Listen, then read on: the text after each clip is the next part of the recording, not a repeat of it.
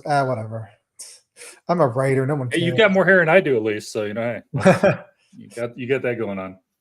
All right. So obviously we're here to discuss, and I misspoke and I called her Emily the other day, Elizabeth Hand's Yes. Wylding Hall, which was way better than I would have expected. I'm going to tell you that right now. Really? Why did you expect it to be? The style that it is in is one that is not often done well. No, that's true. And by the time I got to the end, she nailed it all the way through. Oh yeah.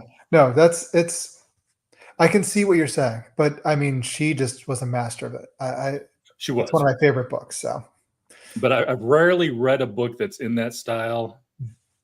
There's a couple that have nailed it. I mean, hers was. This is not a spoiler. It's set up as like notes for an interview, basically. Yeah. And that kind of thing where it's notes or stuff like that. You've kind of got that in Letters with Dracula, Bram Stoker, and also Brian Lumley for one of the Titus Crow books. He did each of them in a different style, but book 2 was in a letter format. Yeah. And so, like I said, there's very few people I've seen pull that off really, really well. To be able to tell a story and still also make it look like it's in notes. And she nailed it. Well, it's interesting about that because I've read it a bunch of times. And this, for our reread, I actually went through, read my physical copy, and then someone mentioned that I should listen to the audiobook. And I was like, really? And she's like, yeah, it's really good. The way they do it is they have like a different speaker for each of the interviewees. And they leave all the flubs and everything in, so it sounds like you're listening to an actual interview. And so, like, my library has Hoopla, and they had it on there. And so I was like, okay, I'm going to borrow this. I took it out, and I listened to it during my one-on-one walks. And, it's a short book. So it took, I think it was maybe like 3 hours, 4 hours. And it was a different experience altogether than reading it in print because it felt more like a found footage thing, like a radio play almost. So I can see that. It looks like it would do well that way.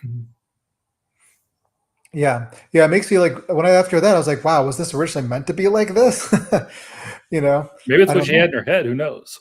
Yeah. Well, I mean, like I got the original version that was published by PS Publishing way back. I think Nightfire has it out now. I could be wrong about that, but PS Publishing originally published it like, oh gosh, it was a while ago. I remember reading it like a little after I watched The Wicker Man and for the first time, and after watching the BBC History of Horror that Mark Gatiss did, which also was the place where folk horror really caught on, that phrase. And so like when I read this, I'm like, well, this is folk horror, but it wasn't a thing yet. It was starting to just become a thing. It was real interesting, the congruence of all that happening. Yeah, I just looked it up. I cheated. I Googled 2015. So this thing is almost a decade old. Wow. Yeah, that sounds about right. 2015. Yeah. So. Wow. It's a good book, though. It's one of those. It's so good. Yeah, it's one of those books. I don't know if you noticed, but like if you mention that you're reading it, you'll get like tons of people coming on in your mentions saying, "Yes, that is my favorite Liz Hand books. That's like one of the best books." So. Yeah, I'm glad you picked it. You get brownie points for that. That was a good pick. Yeah. Well, you said you wanted to read a short book, and I'm like, well, that's the best short book I know. So. Yeah, well, I was trying to mix it in between. Now I've got a little bit of a break going on, but at the time, like I said, was it Wednesday? Wednesday I had the Jen Lyons interview. Yeah, which was nice. I'm sorry I caught the end of that. Oh yeah, no worries. I'm glad you stopped by. Yeah. But yeah, Jen's been on a couple times now, and she's a delight. But I just had so many books, and of course, I've got the new house, and so I was like, as much as I love Swan Song, I was not in the mood to read Swan Song right now. So, no, I completely get that, and I'm reading like so many books right now, just because I like keeping up on the whole, like what's being published now, what's new, and like keeping an eye on some of the classics. So I like rereading things, so I tend to like read a lot, and I'm also part of a horror book club that meets at my local neighborhood bookstore once a month. Yep. And so, like, I think for that one, we're reading Rosemary's Baby for that one, which I've read before, but I should, but I have to reread it because it's been like about a decade. So yeah, that one's a little long in the tooth. So yeah, No, it's I read it when I was I read it when I was 12, I think. It was like either 10, 11, it was right around there. And I had like this small period of time where I was obsessed with Antichrist novels. So I read that and I read the Omen books and watched the movies when I could find a way of renting them without getting in trouble. And Fair. yeah, it was a very I was a very strange child. So But I was the opposite end of the spectrum from you. I was a very conservative household. There were no horror movies other than like the old stuff, probably edited for TV. Yeah. There's probably a couple of horror books I read. I couldn't even tell you the names, but a couple of horror books I read when I was younger that probably wouldn't have read if my parents knew what it was. Well, that's the thing. Like my parents, they both don't like horror at all. They think it's just when I was a kid, my dad would actually say something, reading Stephen King, you're a writer. It's going to be garbage in, you're going to take garbage out. And that's all it's going to be. He didn't, he wasn't a fan. My mom doesn't, well, she tells me she doesn't like horror, but then on the other hand, she tells me that she loves movies like Trilogy of Terror and stuff. So yeah. Maybe she just doesn't like to read it. I don't know. I love people who hate Stephen King, but they all love Shawshank Redemption. It's like, it's the same dude. Yeah. Or Stand By Me. Yep. Yeah. But yeah, so like it was my grandma and my aunt who got me into horror. My parents were, and my mom was also very Catholic too. So if she had known I've been reading like Antichrist books, she probably would not have been happy. There's a movie I did not finish, Antichrist. I think that was what it was called. Oh, the Lars von Trier one. Yeah, no, I heard it got to one scene and I knew it was about to come, and I'm like, I don't want to see that. No, I'm done. Yep, I heard about that scene. I know the one you're talking about. And I'm like, yep. And I knew like the beginning too. Like it's supposed to be, I guess, a spoiler. I'm going to spoil it. A baby falling out of a window. Yeah. And I'm like, at the time when it came out, I was a new dad. I'm like, I'm not going to watch that. Yeah, it was not the movie that I thought it was based on the title. That's for sure. No. Yeah. Lars von Trier stuff is very hit or miss for me. Some of it I love. Some of it it's just, no. I do, but we will talk about Wylding Hall a little bit here in a second. Yeah, I know. Sorry, off topic. No. Off topic. A book I'm finishing up right now that I think is going to be completely up your alley. Brain dump. Incident at the House. It's the new Josh Mallerman book. Yeah. Incidents. I think you're right. Incidents at the House, something like that. That's I've heard good things about it. I need to pick it up. I was kind of Incidents around the house. Trying to fish for an arc of that. I was fishing around for an arc of that, but I guess I'm not important enough. Yeah, I got the advanced listening copy, not the reading copy. Yeah. Here's the thing. When I started we'll get into, I promise we will get to Wylding Hall. Yeah. When I started this, I wasn't quite sure how I felt about it because of the voice that she does when she's reading this book. Okay. But the more I listen to her, the more she draws me into the story because the main narrator, I don't know how old she is, but maybe 7 or something. She's a little girl. Okay. She's a little girl who's doing that. And like I said, at first I was like, not my thing. And then the more I get it, it's like, she's believable. She is the character. So if you don't mind audiobooks, which I mean, you don't. Yeah, I do like audio because I go for long walks. So that's when she does all the voices too. So yeah, I do some of my reading through that. So I'll have to check that out then for sure. How long is this baby?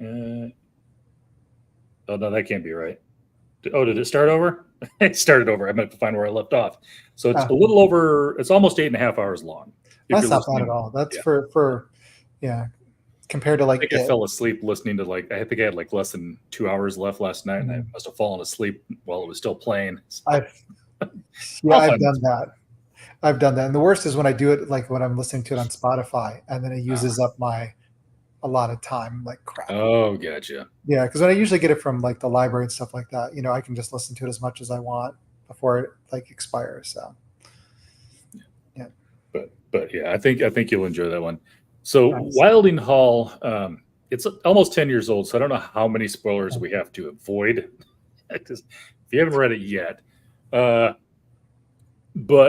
I think one of the things I also love too is the fact that she writes an ending where you're kind of okay with the fact that because it's kind of wrapped up, you think you know what happened, but you also aren't 100% positive that that's what happened, because Yeah. she definitely was like, here's all the clues, but I'm not going to tell you if you're right, kind of, in a weird sort of way.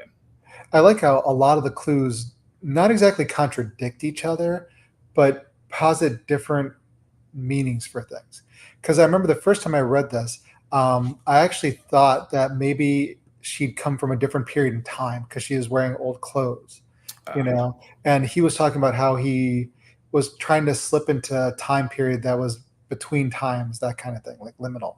And then like what happens at the end too, that kind of points to that, you know. right. But I mean, at the same time, since each of the characters, I think, is you can't as an unreliable narrator because they all contradict each other. I'm wondering if like some of the clues just don't add up between the people because like in other ones it seems like she might have been some sort of a monster that's come to feed on him, Mhm. or others is she a fey folk, coming to take him away to a fairy realm. What it's really interesting, I thought. See, and I think you caught on to something that I didn't, because it kind of has that ghost story feel to it. And Hmm. now that you said, reminded me about the whole liminal thing, Hmm. that kind of makes sense for some of the clues at the end. Yeah, that's true. Yeah, actually, when I finished listening to it after rereading it, is interesting what I picked up on differently. And I picked up more on the fact that, oh yeah, he sees them in New Orleans at the end. And that Right. felt like a ghost story to me. Like how some people say like, oh, and I saw, you know what I mean? Hmm. So it's really interesting. But Um, then again, you said with unreliable narrative, yeah, are we sure he saw them? exactly. Because somebody else saw her like teeth, mouth in the photos, but they burned the Mhm. photos. Like, Yep. so was she a monster? What did, it's really interesting. And I watched. I think I mentioned this on Blue Sky, but I watched with my daughter. Let's Scare Jessica to Death, and it's funny because I never realized before that there's a character in there, this mute girl. I can't remember her name, but she looks and dresses almost exactly like the woman that appears mysteriously in Wylding Hall, like almost exactly. I'm like, well, that's kind of spooky, and that movie's about somebody mysterious just showing up where they're not supposed to be, this mysterious woman that seduces one of the male characters and leads them away. And it's like, huh. But then again, that one's heavily influenced by Carmilla, which also has kind of a plot like that too. So I don't know if I'm not exactly sure what Liz Hand like drew from any of these, or if this is all subconscious things from movies she's watched herself. There's definitely a Wicker Man reference in there too. Did I miss the Wicker Man, or did I forget the Wicker Man reference? Oh, hold on. It literally says the Wicker Man at some point, like it mentions it, Okay. like in the side thing. Like this is, I don't remember exactly where it was, but it was Maybe that mentioned. was at a point where I hadn't seen the movie yet, so I didn't like latch onto it. Yeah, yeah, yeah. It's kind of funny that when you asked me for like my favorite horror movie, and I said The Wicker Man, and now we're following it up with Wilding Hall. So you probably weren't expecting either ones to be like what they were. No, especially, and by the way, I'm going to say quick, hi, Brad. Uh, I know it's 3 a.m. over where he's at. So, in fact, Oh, it's 3 a.m. tomorrow. So, oh, geez. yeah, he's from Australia, Mm, uh, by way of South Africa, originally from South Africa. But yeah, he and he's I've in known Australia each other now. for a while. So yeah, he's up real early or real late. I can't quite tell what to call that. Uh, but yeah, the Wicker Man. I think the thing that's weird for me, and I'm finally again reminding you, I had a very sheltered childhood. Yeah. Because I ran into this too with, I think it was a Midnight Cowboy or Urban which one had John Vaught and Dustin Hoffman in it? I think that's Midnight Cowboy. Midnight Cowboy. Yeah. I grew up thinking that movies that were made in the 70s and stuff were all kind of like TV. You couldn't say certain things, you didn't see certain things. Oh boy. And then I watched the movies and I'm like, whoa, because yeah, with the age of the Wicker Man, the one that we watched, Mhm. yeah, there was a lot less clothes than I was expecting. And Yeah, some but of those scenes. so you haven't really watched any of the Hammer horror films from the 70s then. No. There's actually more clothes in this one than in those. Wow. Because after they get after because they released like a bunch of the censorship and stuff, um, like in the 70s, so all of a sudden nudity was everywhere in Hammer horror films. Gotcha. It was like it was their thing because that's when they did the Karnstein trilogy, which is based on Carmilla, but without all the subtext. Right. because like Carmilla, is well known for being a lesbian horror, a lesbian vampire novella, I think. Yeah, they just kind of make it not subtext anymore, and it's kind of just obviously about titillation and stuff. So this is actually in the Wicker Man. There's the woman who plays Countess Bathory in one of the Karnstein trilogy movies is in the Wicker Man. She plays the librarian, the one that they find naked in the bathtub. So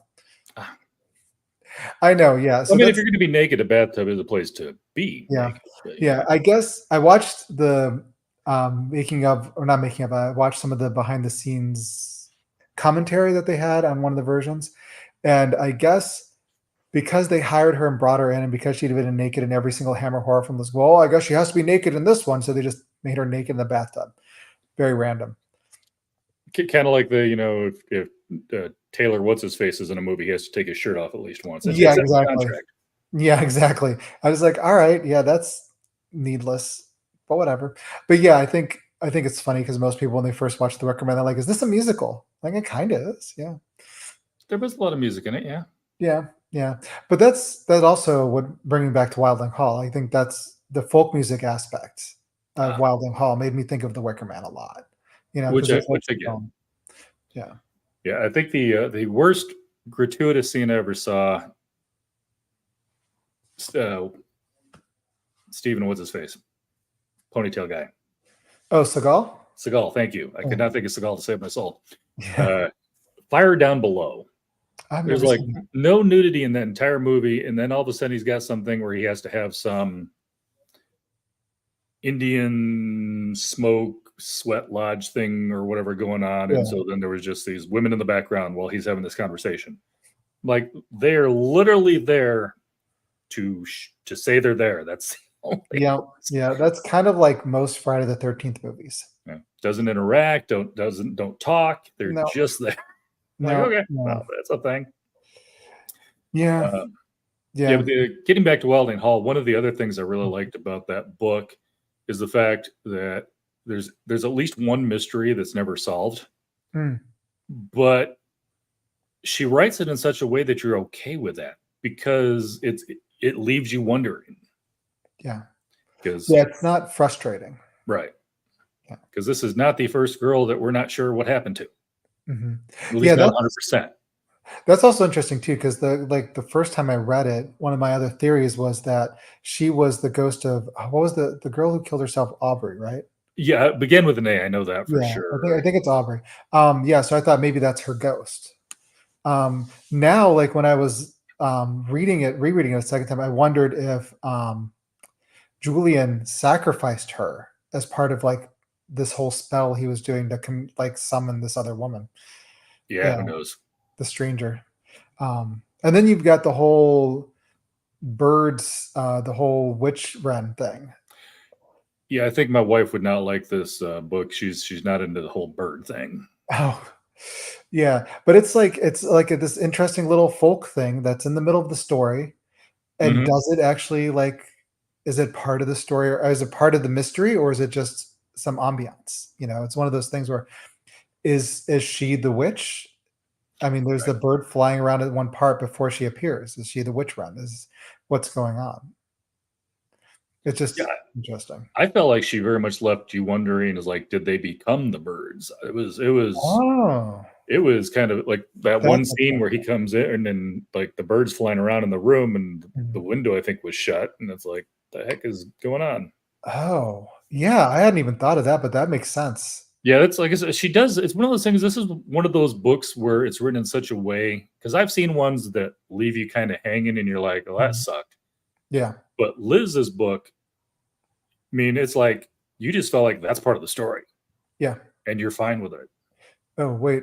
The recording error. Is it me that has a recording error, or is it?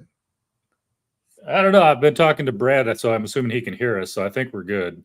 It may just be recording. Some StreamYards will record a local version as well. Okay. But as long as we're streaming, we're good. So. Oh, okay. Yeah. It's saying recording error. Open the recording tab to learn more. I'm like, what recording tab? It's just in the software. It's just on the website. Don't worry about it. Okay. I've never had to use the local recording yet. It's one of those things that's set up that if we had a really bad connection, I see. could download your recording later from your computer. Right. Yep. And Brad says he can hear us, so we're good to go. Okay. Do you need to record it later from my computer? Yeah, I don't need it. Like I said, it's basically there. If you've got a bad connection, then you can kind of put the audios together later, so you get a crisp on each. But you're coming through loud and clear. Okay, that's good. Yeah, because I remember when I was doing this, not with you, but it was with somebody else. They made it so that I didn't have to turn off my computer afterwards. I had to let it sit there and finish the recording on my end. So and your lighting's much better this time too. That's because it's really sunny out today. Yeah, that does help. We are doing it in the middle of the day this time. So. Yeah. Oh yeah, and I'm wearing my horror T-shirt today. What is this? Summer 1980. Well, of course. Let's hear Camp Crystal Lake. Well, there we go. There you go. Yeah, I am not a huge fan of Friday the 13th, but I like the first movie. I'm not like the first movie. The second movie I love, but like some people, that's their thing. The campy ones near the end, it's kind of fun too. But I'm much more of a Nightmare on Elm Street person myself. I know those are fighting words with some horror fans, but let's put it this way: most of the time, there's rarely a good sequel I find in horror movies. Yeah. I don't talk about Halloween 2. Or was it 3? Which was the one that didn't even have Jason in it? Was that 2 or 3? Oh, something of the witch or something like that. Yeah, no, 3. I actually liked 3. I like 3 a lot. It's another folk horror one. That's okay. I'm gonna get all nerdy on you. So that was written by Nigel Neal, who is well known in England for doing Quatermass in the Pit. He did Children of the Stones, like well known for all these like folk horror kind of things from leading up to the 80s. And so like John Carpenter was a huge fan, so he wanted to bring him in to do a sci-fi folk horror thing, which is what episode 3 was. And I think it would have worked better if they did that with 2. Like they had Mike Myers come back with 2, and if they just made an anthology series from the start, I don't think people would have been as mad. I think it was just everybody was expecting Mike Myers, and there was no Mike.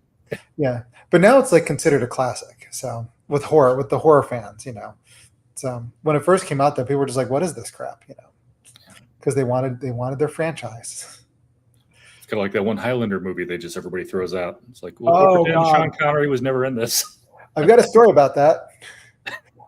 That was my first R-rated movie I ever snuck into at the theater. I was so mad. I was so excited to see it. I was like, Highlander, yeah. I didn't know about any of the other ones, but I knew it was sword fights, R-rated. I wanted to see it so badly. The trailer had me so excited. Sci-fi, and then I went and saw it, and I was like, what the hell is this? Are all R-rated movies this bad? Well, I think my first R-rated movie was probably Total Recall, so that wasn't a great one to start with either. No, that would have been a bit much. That was a little weird. Yeah. My first movie was Star Wars. At least that I can remember. Yeah, same. Yeah, same. I think mine actually was Empire Strikes Back. I saw that in the theater when I was like 4 or something, 5, somewhere around there. So that was fun. Yeah. Back before you could rent movies. True. Yeah. I was having a conversation, I think, on Blue Sky the other day with somebody talking about the fact that back in the day, if you missed an episode of TV, you were just out of luck. Yep. You had to wait for syndication if you were lucky. If it went to syndication. Yeah, that's true. They do. And that's why I'm not very happy with us being back in franchises all the time now, like it was in the 80s. Because it's like, it's so hard to make a sequel that's worth it. And that's all we're getting now is like sequels and prequels. And Saw was a great movie, but I don't think I've watched most of the sequels. I didn't watch the pseudo reboot one with Chris Rock in it, but there was what? I didn't know about that one. Oh, it's because it's not called Saw; it's called something else. Oh, right, the same Book series. of Spiral. Yes, that was the one. I didn't see that either. I heard it's terrible. I stopped. Like my son's a huge fan of those movies, so I've watched all of them. I'm a fan of the first one. The second one I like a lot, but then after that, the third one on. The sixth one is so bad, so bad. They just kept. Well, it's kind of like the Fast and the Furious, where it's like, okay, we can't just do another good story. We have to up. We have to go stand. We had a can't think of the word I'm looking for. Up the ante. Yeah, and it's getting crazy. It's like I look. You didn't need Jason in space, for instance. You don't need a Pontiac in space, and yeah, they just happen to keep finding new and weirder ways to kill people, but kill them in such a way that there's a small possible chance that they survive, but not really. Wow. I'm just thinking about that Pontiac in space thing or the Tesla in space, whatever it was. Um, why was everyone so excited about that back in the day? Because everyone was like so big, like, oh, look what Musk did. This is so cool. It's so amazing and fantastic. And Mhm. like looking back, it's like, no, it's kind of weird that he did that. And now we just have space trash, you know, Yeah, of a Tesla car. we already got so many satellites up there in the first place. Yeah, it's like a waste of money that could have been spent on, oh, God knows what else. I just thinking about it now, it's like, why are we so excited about Musk getting into space? Because he was such a big person back then, and everyone, all those Well, I sci-fi also think it movies was loved him. probably one of the first times where it wasn't a governmental body that was going up into Yeah, space. So he kind of set the goal there. yeah, I think he's gotten a little too full of himself since then. yeah, yeah. I But get it because people want. It's very much like a Heinlein story, then privatized space, that kind of thing. right, I mean, if he can Yeah, get there, you can get there. yeah. I don't want to get there though. Yeah. I've read about space. I'm fine. Did you read the thing about like how the damage on space travel's damage on kidneys and how people that go to Mars will have to probably be on dialysis? Well, I also know that like your bones density gets weaker, your musculature gets weaker, and nobody wants to talk about the fact that you're in space, you're wearing a diaper. Yeah, I, yeah. I don't. I mean, yeah, I may get to an age where I have to again, but I prefer not to wear a diaper. I'm the same way, and you're not going to be getting out of it right away either. No. You're going to be sitting there stewing for a little bit, especially if you're doing a spacewalk, which that terrifies me. Just like watching them hanging outside, fixing something, infinite space beyond them. There's just one Yeah. small slip and. I look at it this way, space. I think it's pretty, but I'm not a big fan of the atmosphere. That's good. It's horrible. That's good. Got to do at least one dad joke per episode. There you go. That's a good one to have too. Yeah, no, like the movie Gravity terrified me for that reason. I was like, yeah, I liked Star Wars as a kid, but then finding out about real space, no, that's fine. I think that's actually where it's one of those things you just don't really think about it, but I think that's one of the things I saw when they did Gravity, and they were talking about that, and they tried to keep it realistic Mhm. because, but for her getting in and out of the thing, we did not have them wear diapers. I'm That's like, true. But I oh mean, yeah, diapers. That makes kind of sense. glad. I don't want to see her getting out of diapers. Yeah. Well, I mean, if you think about it, and you do, like I said, we don't think about it. You watch the movies, Yeah. but I also don't want to go to the bathroom in zero gravity because that's just going everywhere. Yeah. Yeah. So diapers is kind of the way to go. Yeah. I guess they have like a funnel thing. I don't know. And it Yeah. sucks. And I don't want to think about it really. Yeah. So this is why I write sci-fi horror. Because like Somebody at NASA had to think about it at some point. But yeah, it's no good. no good. No bueno. Exactly. Yeah. Yeah. Oh, so back to Wylding Hall. Yeah, we'll get there eventually. Yeah, yeah. Well, So I did warn people we're going to be talking about Wylding Hall, Wicker Man, and whatever else comes to mind. yes, So yes. So it's not a that's straight view. the little folk horror bit there, though. Folklore bit about the bird I thought was really interesting because I like that kind of stuff and like not just horror, but like in any fantasy when they drop in something that's real world like folklore. And I just really like that kind of stuff, and especially the weirder and more obscure it is, the better.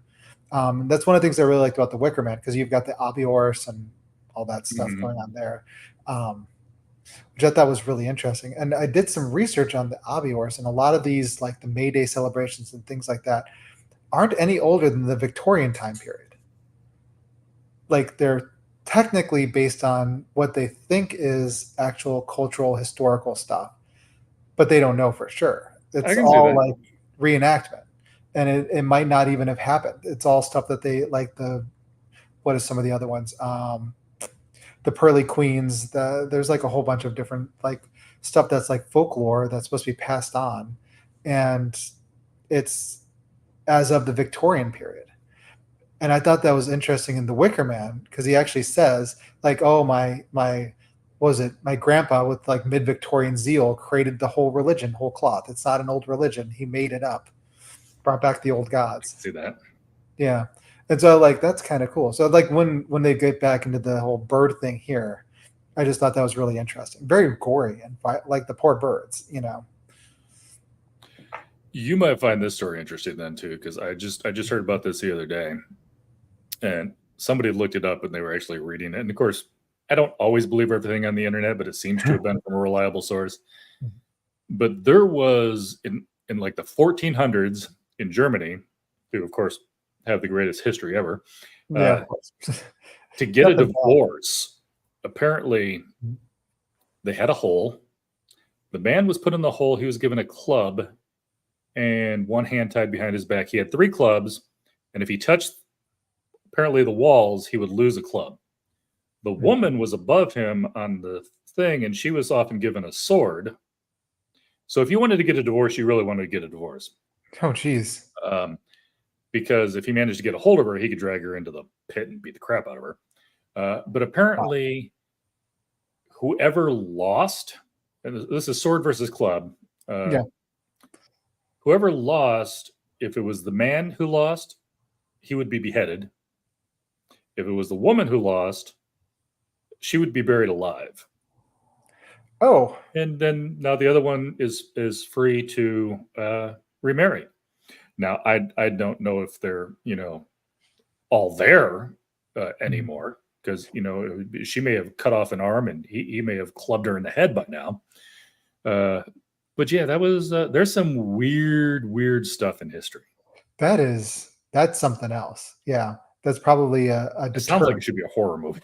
Yeah, that does. It does.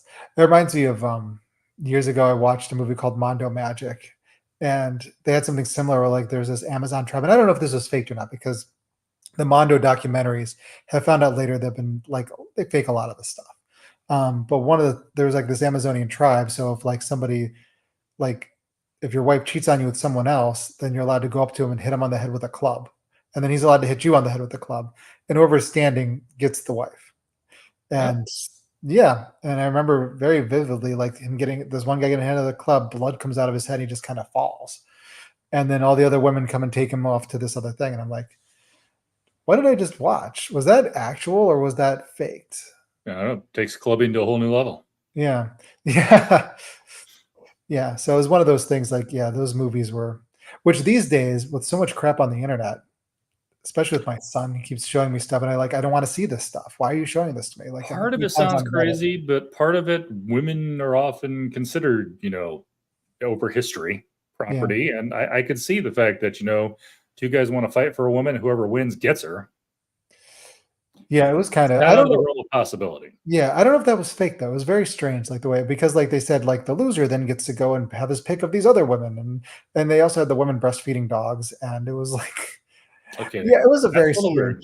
Yeah, it was a little weird. And I'm thinking, is this? No, I think this was. Yeah, this is all fake. I think some of this stuff it was a little too out there, even for the 1970s in the Amazonian jungle. One of Stephen King's lesser known books.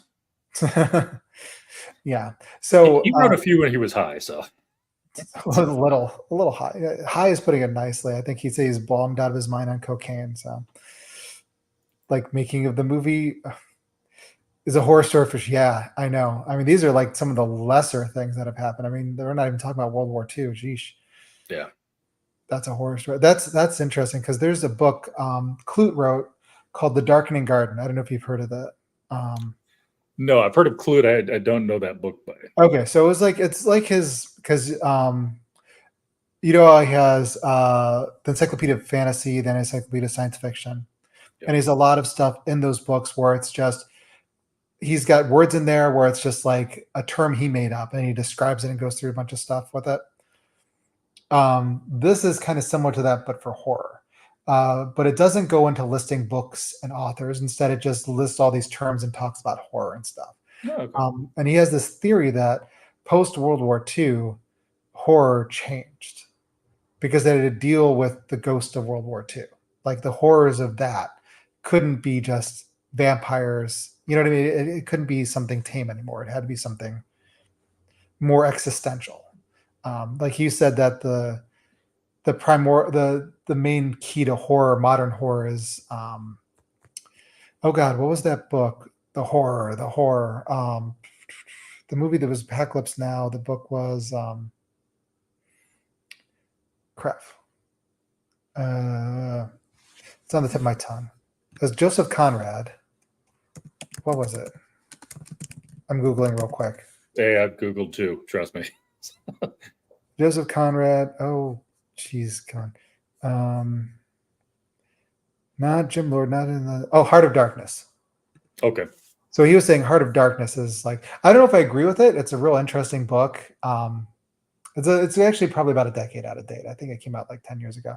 And but yeah, so he has this theory that all horror fiction written after World War II has to contend with something that really actual horrible happening in reality. Yeah. And that it can't just We be got a one-up history. Gotcha. Yeah, basically. I don't know. I mean, you could have the argument for that because like Night of the Living Dead, like how extreme that was compared to like stuff that came before it, like compared to Dracula, that kind of thing, Texas Chainsaw Massacre, the slashers in the 80s. But those are all like, but even Stephen King's fiction, I would say is of a different caliber than like the Gothics from before that, you know, Right. like Rebecca and that sort of thing, you know, that's a different, I don't know. Yeah. Yeah. People become desensitized to things to a certain extent too. So Yeah, that's also shock true. them. You got to go over the top. Yeah. Yeah. I that's one of the things I don't like about a lot of some of the horror communities and stuff is like the chasing the shock, that kind of thing, chasing the gore or chasing like, you know, feeling awful. Because there are certain horror fans like, which are fine. I'm not saying, you know, it's a big tent. Everyone should love horror. It's good. There's horror for everybody. But there are some horror fans that they like horror in a different way than I do. They chase after the shock. I mean, I don't, you know, that's not what I'm there for. I'm there to get creeped out. I'm there for the stuff that kind of gets under my skin and freaks me out, which Wylding Hall does, you know. Yeah, it was an excellent book.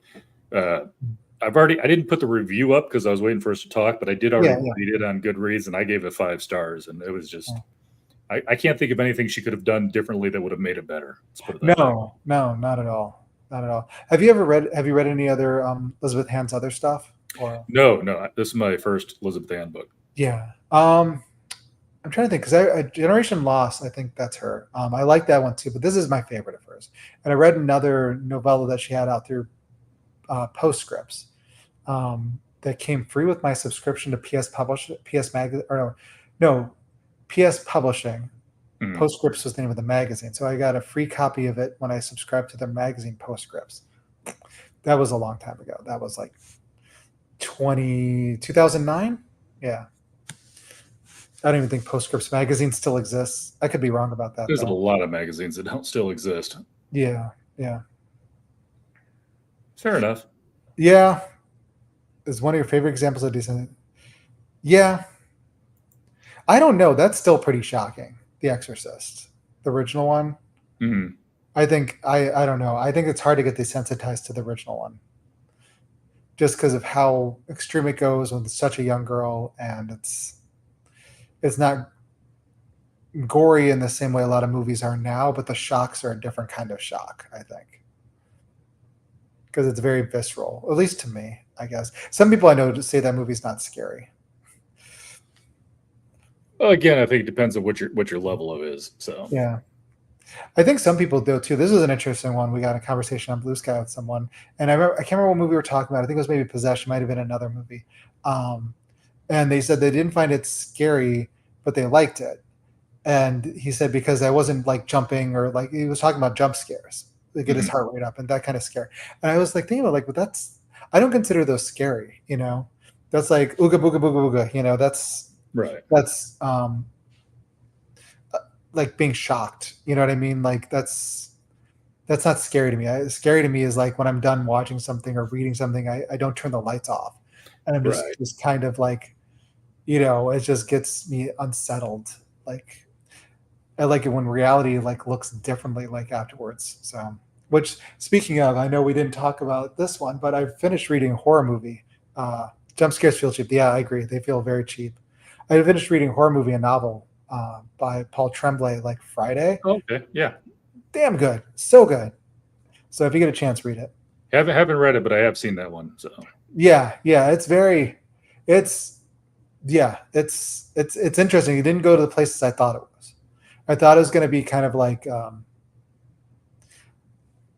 yeah, I didn't go to the places I thought of because I was going to say like Let's Play at the Adamses and stuff like that, but I realized you probably don't know what I'm talking about with the books and movies, or The Girl Next Door by Jack Ketchum.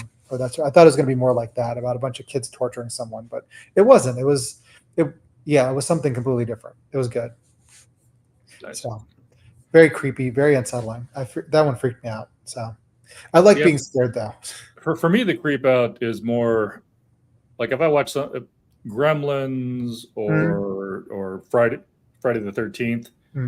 To me, those aren't scary because at the end of I'm one of those people.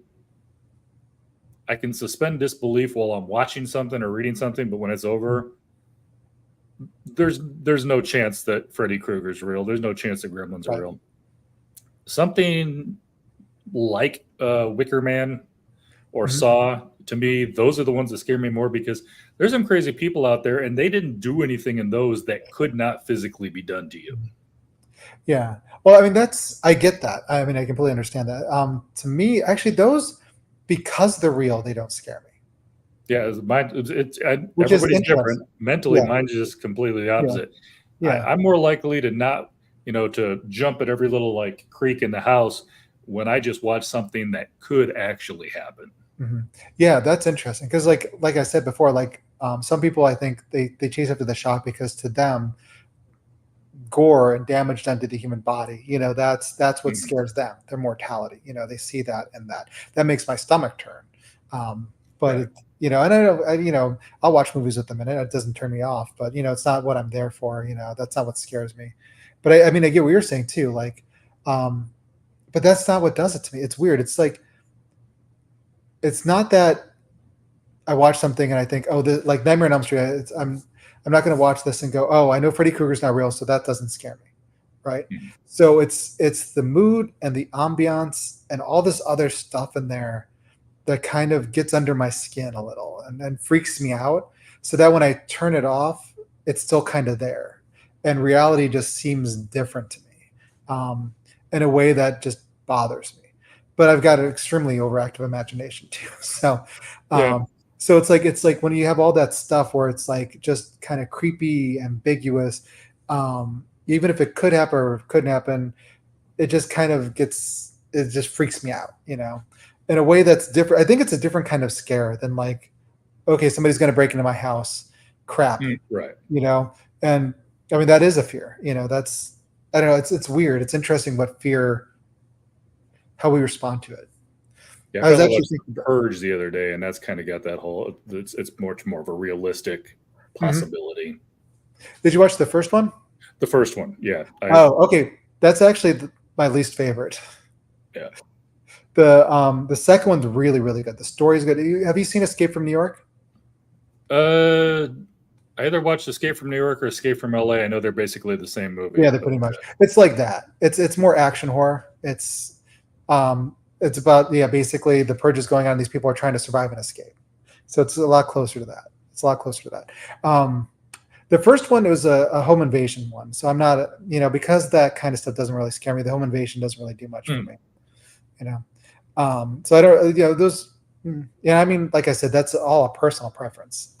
The only home invasion that ever actually scared the crap out of me was Us. And that's because it's freaky. Us was good though. Yeah. Oh yeah. It's my favorite. The suspense and hidden threat is one. Yeah, I could see that. Yeah. Putting my watch on the charger here because it's buzzing at me that it's dying. Oh yeah, that's a good idea. Yeah. I thought maybe I had a text or something like that. It's buzzing at me. I'm like, nope. I just didn't charge it this morning. No.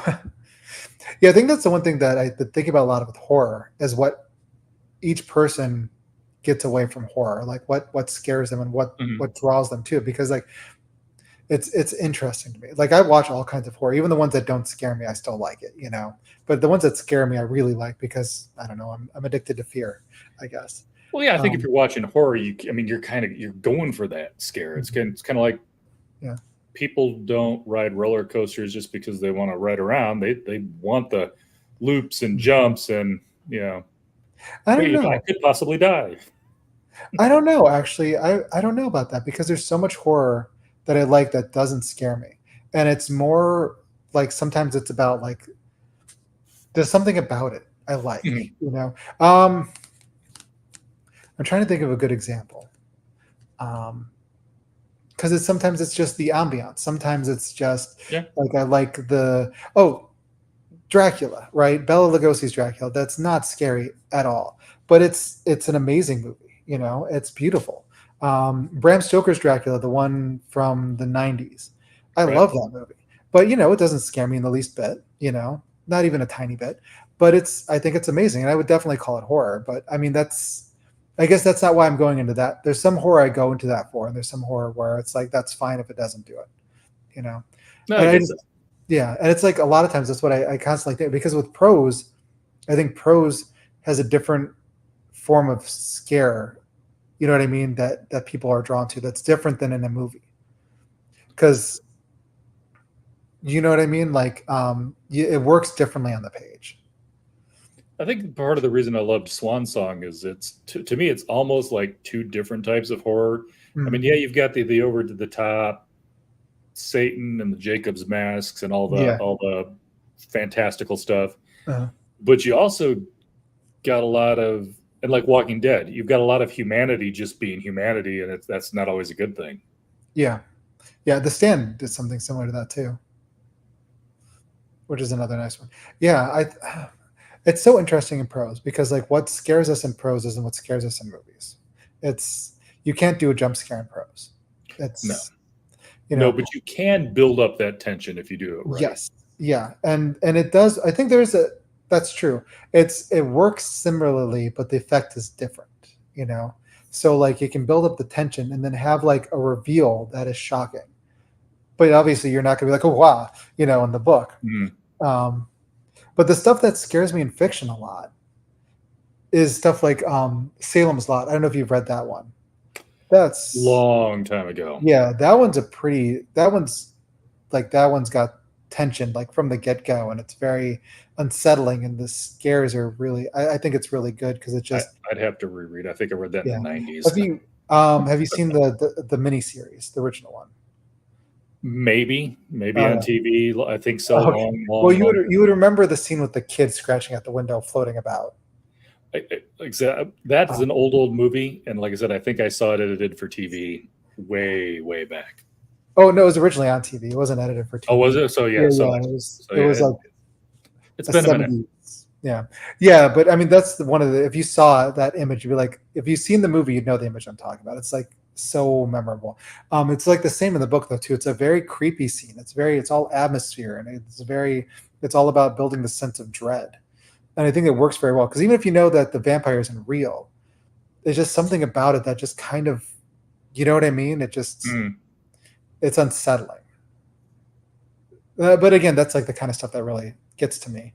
Um, The Shining is scary in a different way though, because that's much more action scary. You know what I mean?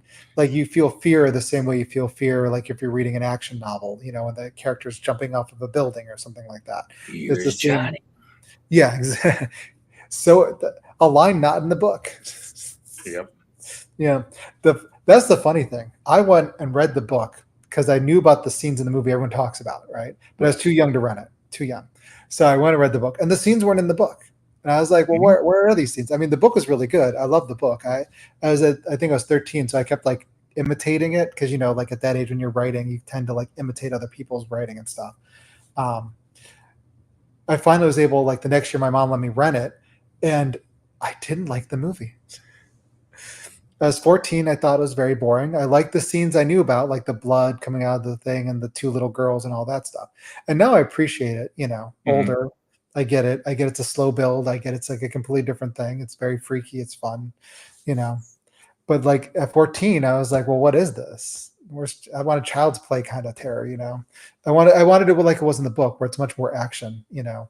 There's the building dread, but then like, you know, there's a lot of you're afraid for the people because they could get hurt or killed or murdered, you know, instead of On being just freaked out. on the other hand, the actress in that movie said that ruined her career. That movie. Shelley Duvall?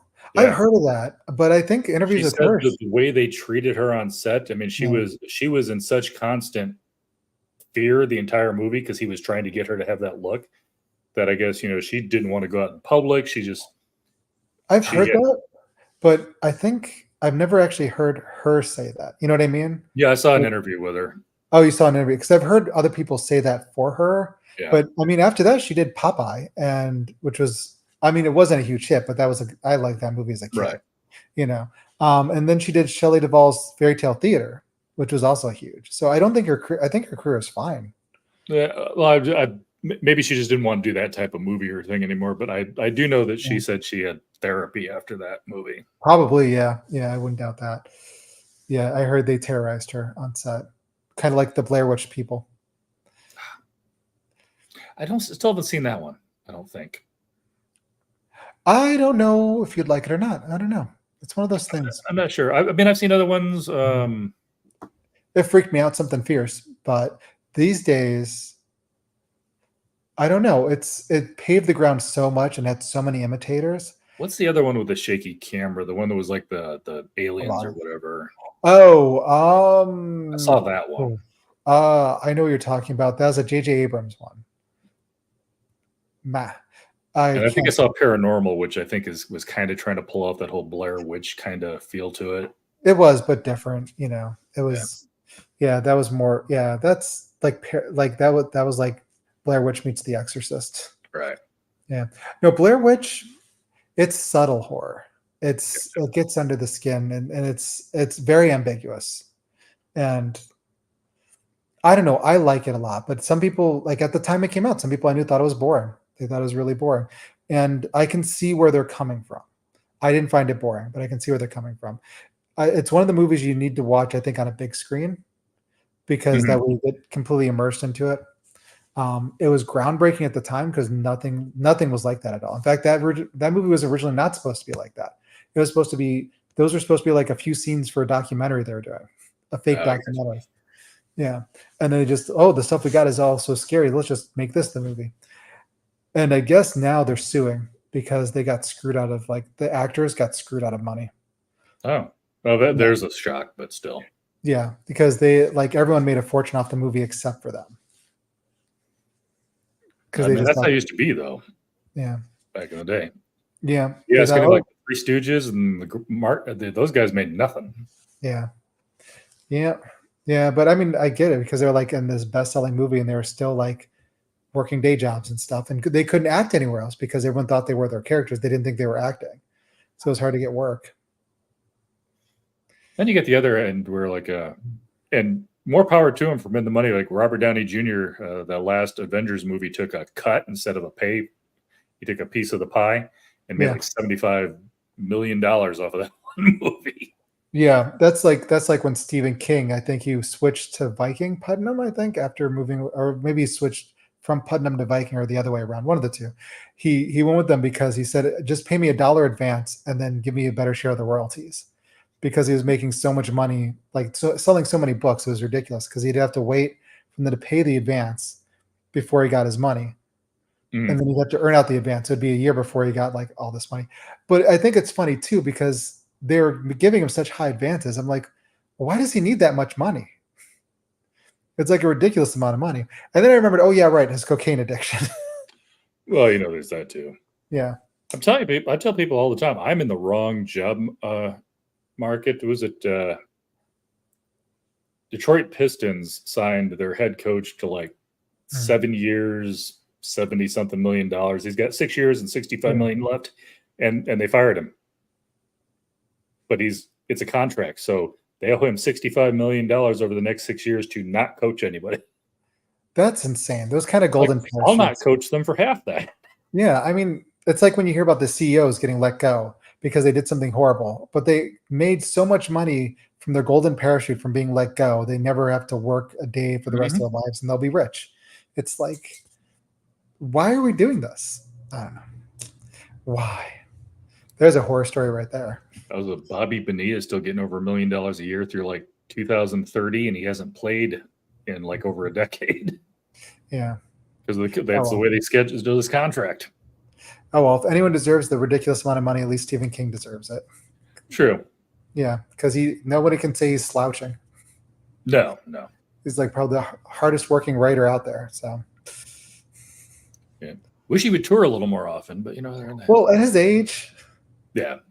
Well, he doesn't like crowds either in the first place. He's not because he actually came to Omaha, and I wasn't working that day, so I had to get tickets like everybody else, which means I didn't get tickets because I think he didn't want a big crowd, so we had like a limit on it. It was either 1,000 or 2,000 or whatever, however many tickets for the place. And because the Bookworm was the last one, because we wanted to see what everybody else was doing, we were the last one to put tickets on the sale, which means all the other tickets had already sold out. So everybody across the country, Canada, everything, they were trying to get tickets to our place. And it opened up, and you could barely get through the server.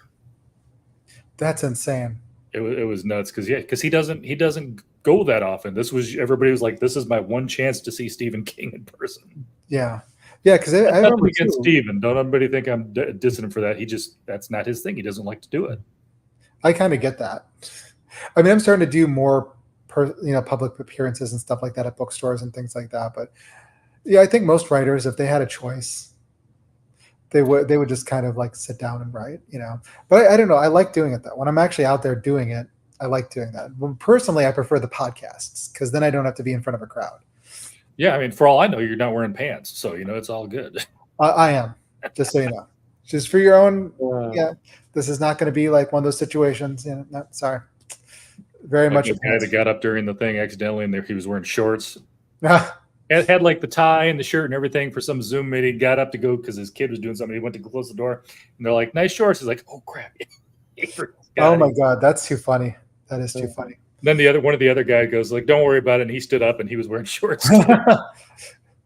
Yeah, nobody wants to get dressed. Yeah, no. During the pandemic, I think everyone wore like pajamas and stuff. I didn't though. During the hours where I worked, it was a psychological thing for me.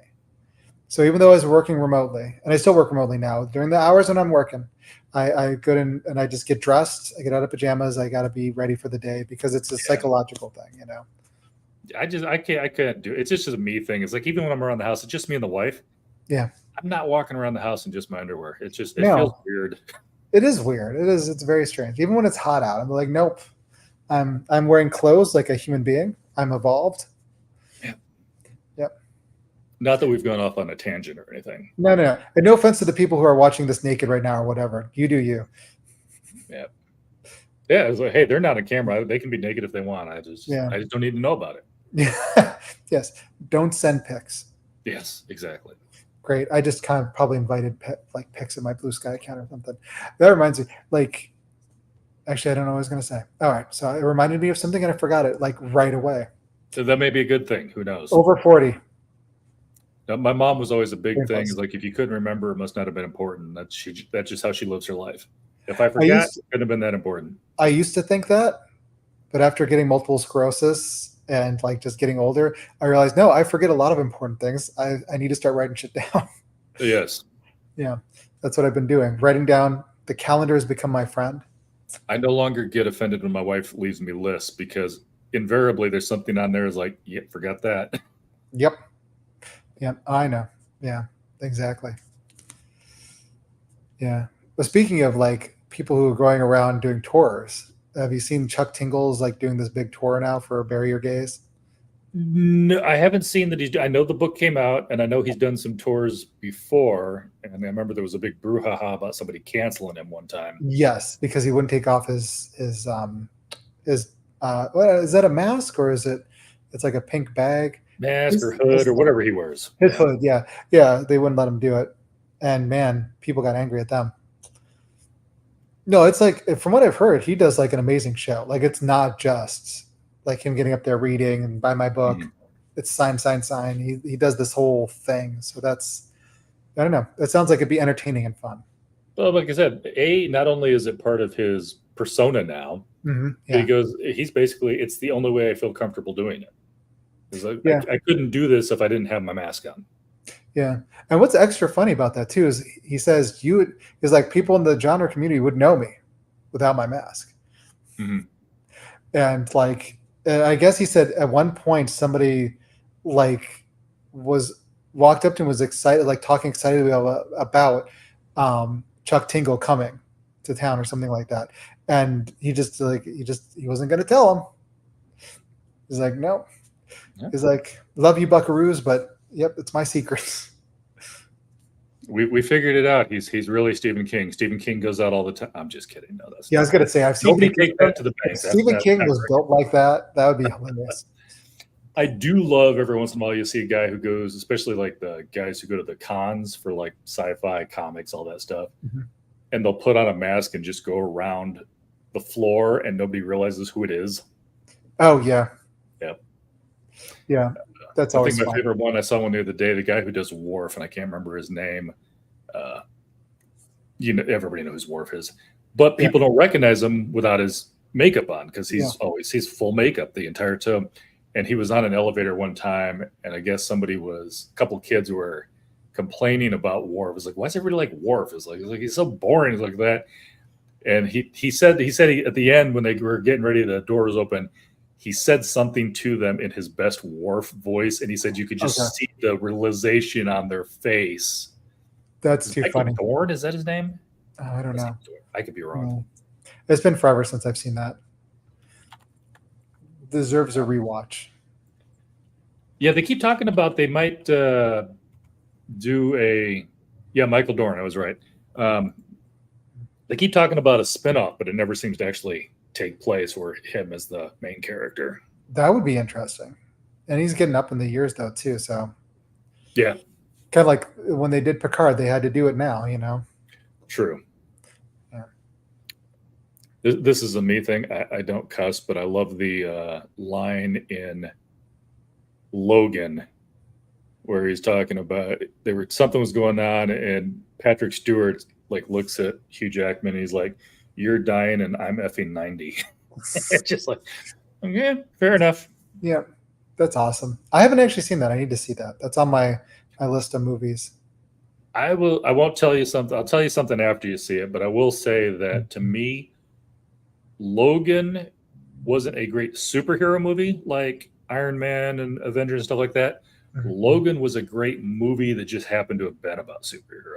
That's actually what I was thinking it was going to be. That's what I wanted. It's very much, it could have had that same story without, I take that back. You could have had the exact same story, but the feel of the movie, people who don't necessarily like superheroes, I think, could watch that movie and still love it.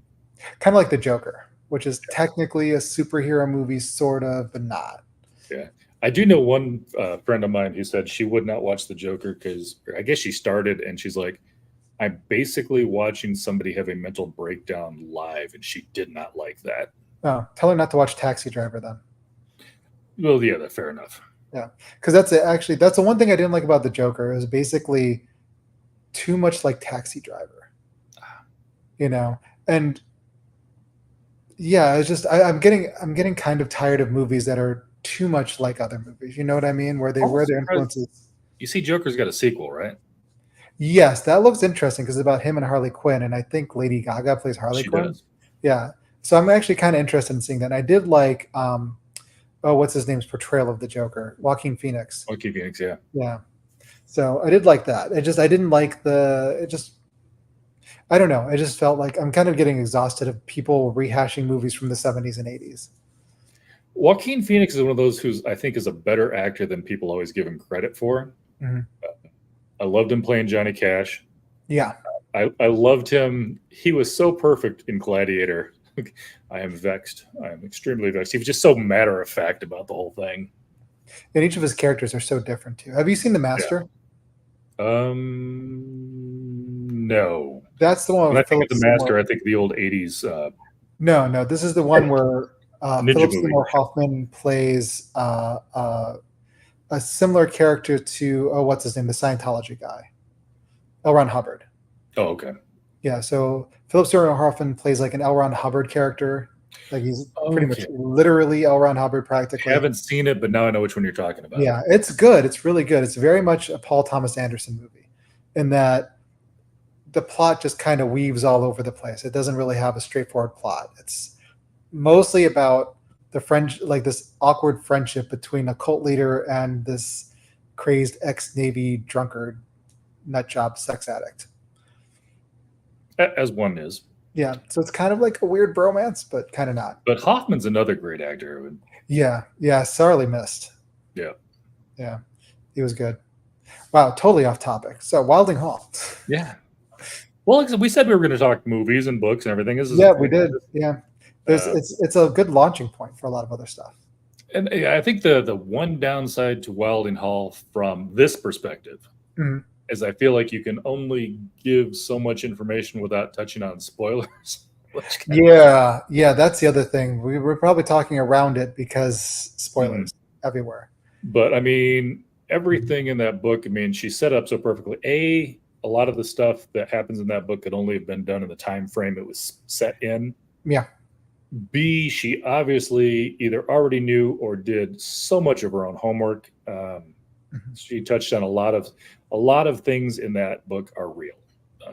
From especially the music scene. Yeah.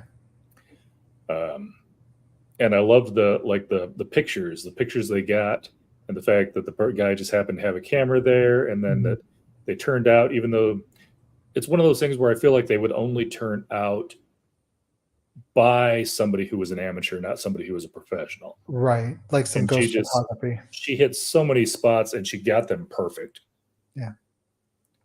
Yeah, I agree. I agree with all that. One of the things I really liked about it too was I like the references to a lot of occultism, but it's not cheesy. Like it's not a lot of the same Aleister Crowley kind of stuff that you get. There is more like the fact that she uses a Thomas Campion poem and I read the poem too, and it's really cool. It's like a very creepy it is obviously a spell meant to summon fairies. So like it's cool that she used that. The whole witch rent thing was something that actually happened. That's like the fact that she used that, researched that. It's really creepy, but kind of cool. And there's just so much layered stuff going on there. And the characters, I really like the characters. I thought she gave each one a distinct voice, which is not easy to do. The more you know, remember, no spoilers edition. Yeah, pretty much. Yeah. Yeah, pretty much. Like I said, the book is old enough that I'm not terribly afraid of spoilers, but it's also, the book was so good, I don't want to spoil it for somebody who hasn't read it yet. And I think too, I'm not sure giving stuff away will spoil it per se, because it's so much, the mysteries are so ambiguous. Right.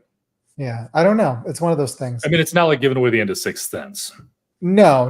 It's not like a twist ending or anything like that. Whereas Nate Bargatze says it was more believable to us that his wife just wasn't talking to him for a year. Yeah, which is funny in another way too. Yeah, and the Sixth Sense is interesting too, because it's one of those movies where you watch it a second time and you realize, oh, wait, he told us from the beginning that he's dead. Yeah. The first scene, we know that he's dead.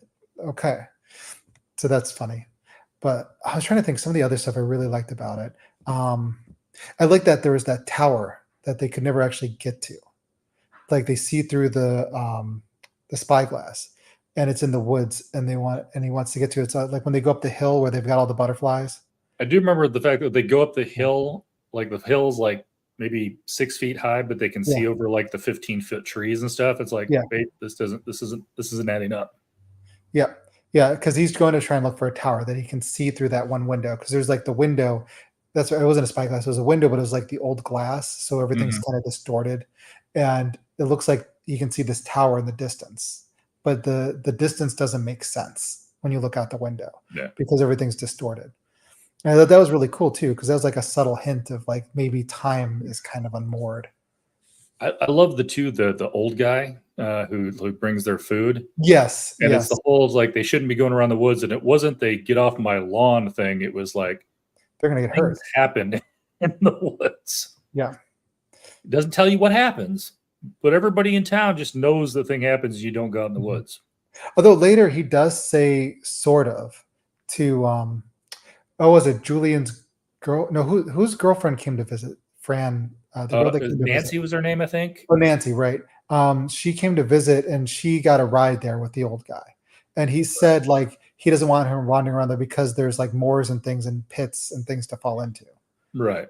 But you don't think that he's being 100% honest there. Exactly. That was my point. Is that's what Yeah. he says? I think trying to scare them from doing so, but I don't think Yes. that was the real reason. Yeah. He was worried about them running around. Yeah. And then everyone, when they go to the Ren, and then the next day, like all the pictures of people doing the Ren hunt are gone. Mhm. That was a nice little, I thought, kind of a little, were they ever there? Because, you know, it was only like, who went I think somebody went the first day beforehand, and they saw them up there and were talking to the old guy and trying to get more info on the pictures and stuff. And then he's like, that never happened. I don't know what you're talking about. And then they come back the next day and all the pictures are gone. Yep. Yeah. Which is a Or classic. the house where, you know, they sometimes they can't find the same room again. Yeah, the library. That was also Like, really it's like, I cool. know it was this way, or kind of reminded me there was a Cinder Witch by Sherry Priest. Need to read that so bad. That one's good. It's Yeah. I won't say it was as good at wrapping up the ending, because I feel like it maybe left some stuff untalked about that shouldn't have been, as to where I feel like this book left untalked about the stuff that needed to stay untalked about. Yeah. But she also had a scene in there where it's a little tiny hotel, and she's trying to follow somebody, and she's going around. She's like, I've made too many turns. Why am I not back at the same place? She's like, this place isn't that big. It's got like 3 rooms, and she's just going down hallway after hallway after hallway. And it's like, yeah, those are the type of things, like, I could see if that happened to you, that would be a little creepy. That would be, yeah, more than a little. Actually, I've been really wanting to read that because I liked her family plot. I thought that was a really good book. And Yeah. I like her creepy stuff. So I'm excited about this. And you know, I was a big fan of her too when it was steampunk and things like that too. So but yeah, I'm really excited about reading Cinder Witch. I can't wait to get to that. I actually got that as an arc because I was really hoping to get her on, but it didn't work out. Nothing again. I mean, every author I asked manages to get on. I've even had one where we ended up having to cancel because of a family emergency. So, you know, life happens. I get it. But yeah, I was hoping to talk to her about that one. So I'd read that one. I got hold of an arc, and it was really good though. Yeah. I liked it. I can't wait to read it. I'm kind of excited because I need something new to read soon. So I'm running out of stuff again. So new stuff anyway. It's definitely got that feel. You're out somewhere and you're like, why is this happening? Do you know the gist of it? Actually, I know nothing about it, and I'm kind of excited just to go in it blank. So I will shut up then. That's fine. I just know it's Sherry Priests. It's some gothic witchy stuff, and it's called Cinder Witch. So I'm down. And it's a little on the short side, so that's a nice. Oh, that's also good. Yeah, I'm excited about that. You should be in and out. In and out, done. Yeah, I think I got it in pre-order. So I've got that coming on pre-order, and I've got Cynthia Gomez's Nightmare Box short story collection. So I'm excited about reading that too. Yeah, nice. Got a lot of stuff on pre-order. My local little indie bookstore loves me. I keep pre-ordering stuff. You can't blame them there. Yeah. Mine always gets one every once in a while. I'm like, hey, because they want to have something in. I've got, my son works there, so I'll just like email the info because I know he always checks the info, and I'm like, you got this one in? He's like, no, but I ordered it. I'm like, okay. Yep. He doesn't even ask if I want it anymore. If I ask about it, he just orders it. It's so funny because when I pre-ordered Tremblay's horror movie, a novel, like really early in the year before like there was a lot of buzz on it. So when they are pre-ordered, it's like, okay, cool. I'll see you later. And so then I come back like a little towards like when it's released, and he's got like 12 sitting there. And he's like, I can't give these to you. I'm like, well, I don't want all of them. He's like, well, I can't give you one. I'm like, okay, that's fine. I'll wait. It's okay. He's like, well, no, I can get in trouble. I'm like, that's okay. I'll come back later. But I guess he bought a whole bunch of them, and they went like pretty much the day of.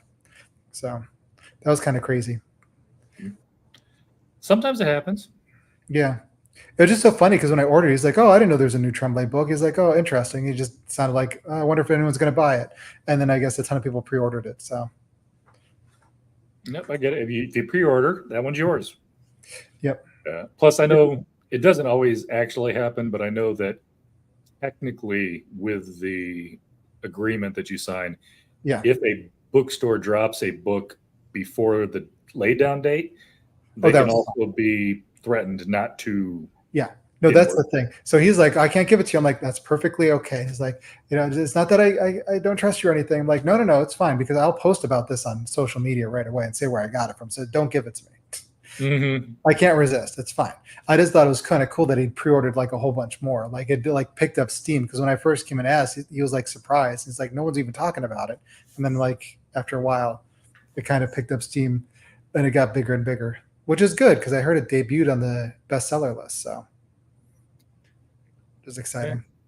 Yeah. I have to say though, it also depends on like I said, you're talking about local independent bookstore, because I remember there was a big brouhaha where Barnes and Noble dropped a book early one time. And, being the largest bookseller next to Amazon in the US, none of the publisher was going to say, well, you don't get any more of our books.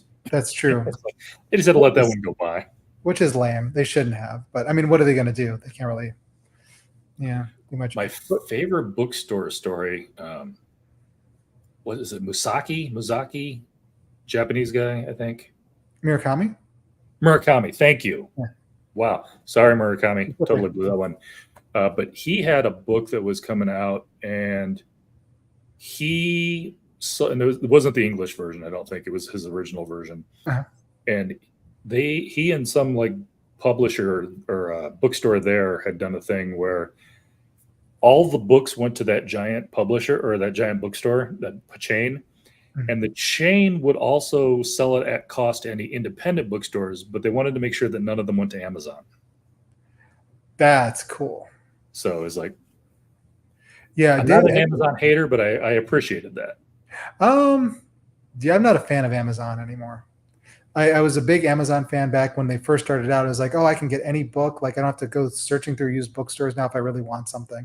It was great. But then through the years, the experience has degraded more and more and more to the point of where I don't use it at all anymore. I don't like Amazon. I'm one of the few people I know that don't have Amazon Prime. So that's funny. We've had it a couple times. I think I grabbed it recently to watch a couple of shows that are only on Amazon. Yeah, I know a lot of people do that, and I'm tempted, but I'm like, there's so much to watch these days, though. Well, we juggle. We always have Netflix. Yeah. And then, like, a lot of the other stuff is like, we'll grab Amazon, knock out a bunch of Amazon-only stuff that's been out for a little while, and then we'll switch to Paramount and watch a bunch of Paramount. So it's like, I can't afford. Basically, what I want cable back. Yeah, which is sad. It's sad that we're at to the point of where, and like Netflix and everything else is starting to get commercials now. So it's like, true. We're basically back where we were with cable, just more annoying. Pretty much. Yeah. But yeah, you can't afford. I mean, if you think about it, if you got all of the current streaming channels, you'd be paying more than you used to pay for cable either way. Yeah. What I used to do, we juggle. What I used to do for the longest time was I'd like wait for the free months of each of them and just get caught up on everything. And then I think that's why they stopped doing free months at Netflix and Prime and everywhere else, is because that's what people would do. You get caught up and then just cancel. Yeah, I think I need to grab Apple again. They've got a few good shows out. Yeah, they've been doing sci-fi shows really well, I think. Like, did you see Defending Jacob on Amazon or on Apple? Yeah, actually, I wanted to. Oh no, Apple was the one I was thinking of.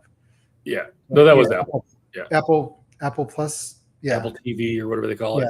Yeah, Apple Plus. That's the one that's got on Amazon. Apple Plus does the sci-fi TV shows really good. Yeah. No, I haven't seen that yet. I saw. Let's see. I saw a great Foundation. Book. What's that? And it was a great book, and the TV show was very, very, very close. They changed the ending up a little bit, but it was a great adaptation of the. Oh, nice! So. I did like their adaptation of Foundation. I know some Asimov fans did not, but I think they did. I don't know if they adapted it as is. I think it'd be very creaky. I think a lot of the tech and stuff talked in it doesn't really hold up. Especially like as much as I like psionics and stuff, I think psionics and sci-fi aren't really much of a thing anymore. And the mule, I don't think would be as interesting. Like, I mean, he was such an interesting character in the original, but I don't think he would have been as interesting a character in the current Foundation and all that stuff. But I liked it though, even though it was different than the book. I think it was better because it wasn't better than the book, but it's better because it was different. If that makes sense. I get it though too. It's like not every great scene in a book can be adapted to. No. Like I think The Martian was a great adaptation of the book, but I also understand why certain scenes were done the way they were done. Otherwise, we'd been watching like a 7-hour movie. Yeah, true. True. That's a good book too. I haven't seen the movie yet. Oh wait, no way, I did. Hold on, that's the one. Yeah, I did see that. Yeah. I forgot about that. It's one of the few ones where I liked both the book and the movie. Usually one of them's got to be tossed. Yeah, no, The book has to be tossed. No, that one's actually. It's been a while since I've seen it. That's why I forgot. But that's Matt Damon. I forgot about that. Yeah, got to science the crap out of it. Yes, that's the crap out of it. Yeah, I liked Foundation. I liked what was the other one? Severance. That was another sci-fi one. It's a little more sci-fi horror.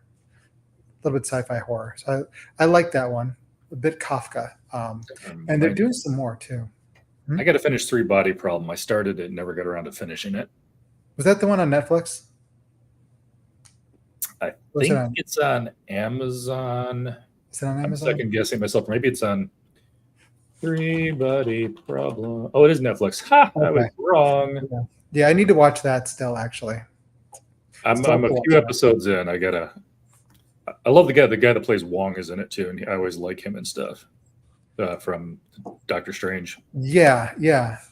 I need to watch that. I can never remember the actor's name, but I love him. No, but I know what you mean. Yeah. Hold on. I was Googling something and I lost the thing that was open. Oh, there it is. They've been doing a lot of really good sci-fi TV shows on Apple Plus. I was hoping that Scavenger's Reign would go to it, but it ended up going to Netflix instead. And I'm worried about that because Netflix is very much we'll do 1 season and then no more, 2 seasons and no more. I'm still kind of bummed. I've been waiting. Netflix bought the rights to a book 2 years ago. And they still haven't brought it to TV. Ian Rogers, Every House is Haunted, I think is the name of it. Oh, yeah. Sam Raimi is supposed to produce it. And then, of course, supposed to be really good. It was during the middle of COVID, and then there was the actor's strike. And I think it's like on perma hold now at this point. That sucks because that sounds interesting with Sam Raimi directing, especially, or even if he's just producing. Because a lot of his movies he produced under. He's producing some other guy. I looked it up the other day. There's another guy that was going to be doing the directing, but he was a well-known guy too.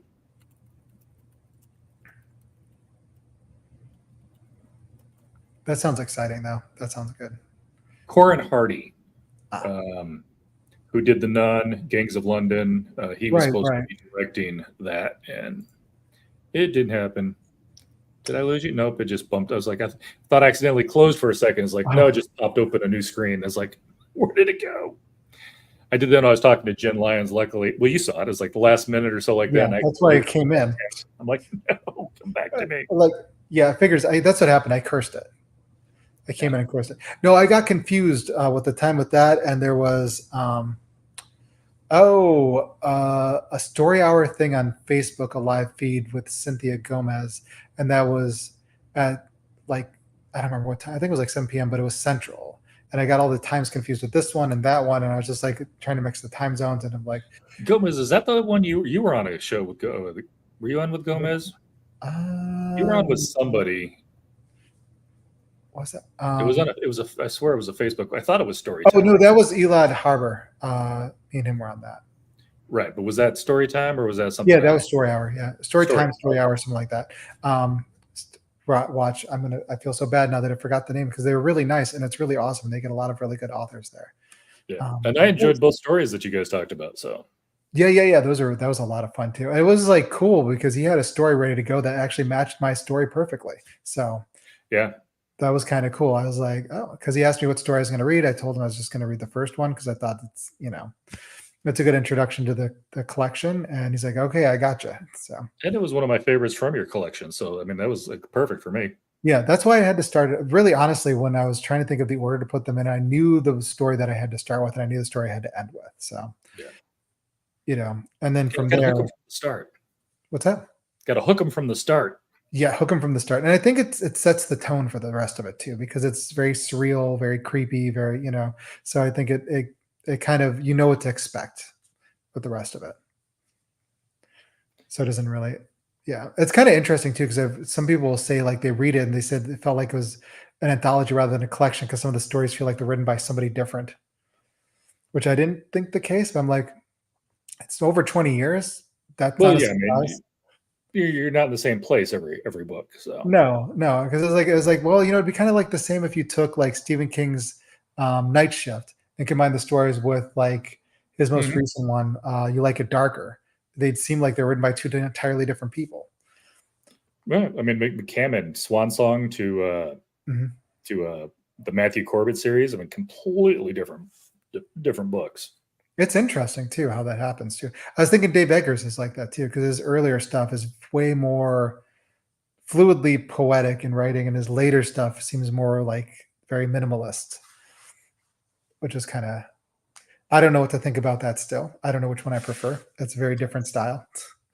But I'm pretty sure with him, he thinks, oh, this is just me. Because that's why I look through these stories. I'm like, oh, yeah, I can see myself in all these. So they're not that weird. I can see a few eyeballs watching. So I will tell you, if you want a short story that you want to read real quick, well, if you want a short story, pick up Paul Jessup's Skinless Man Counts to 5.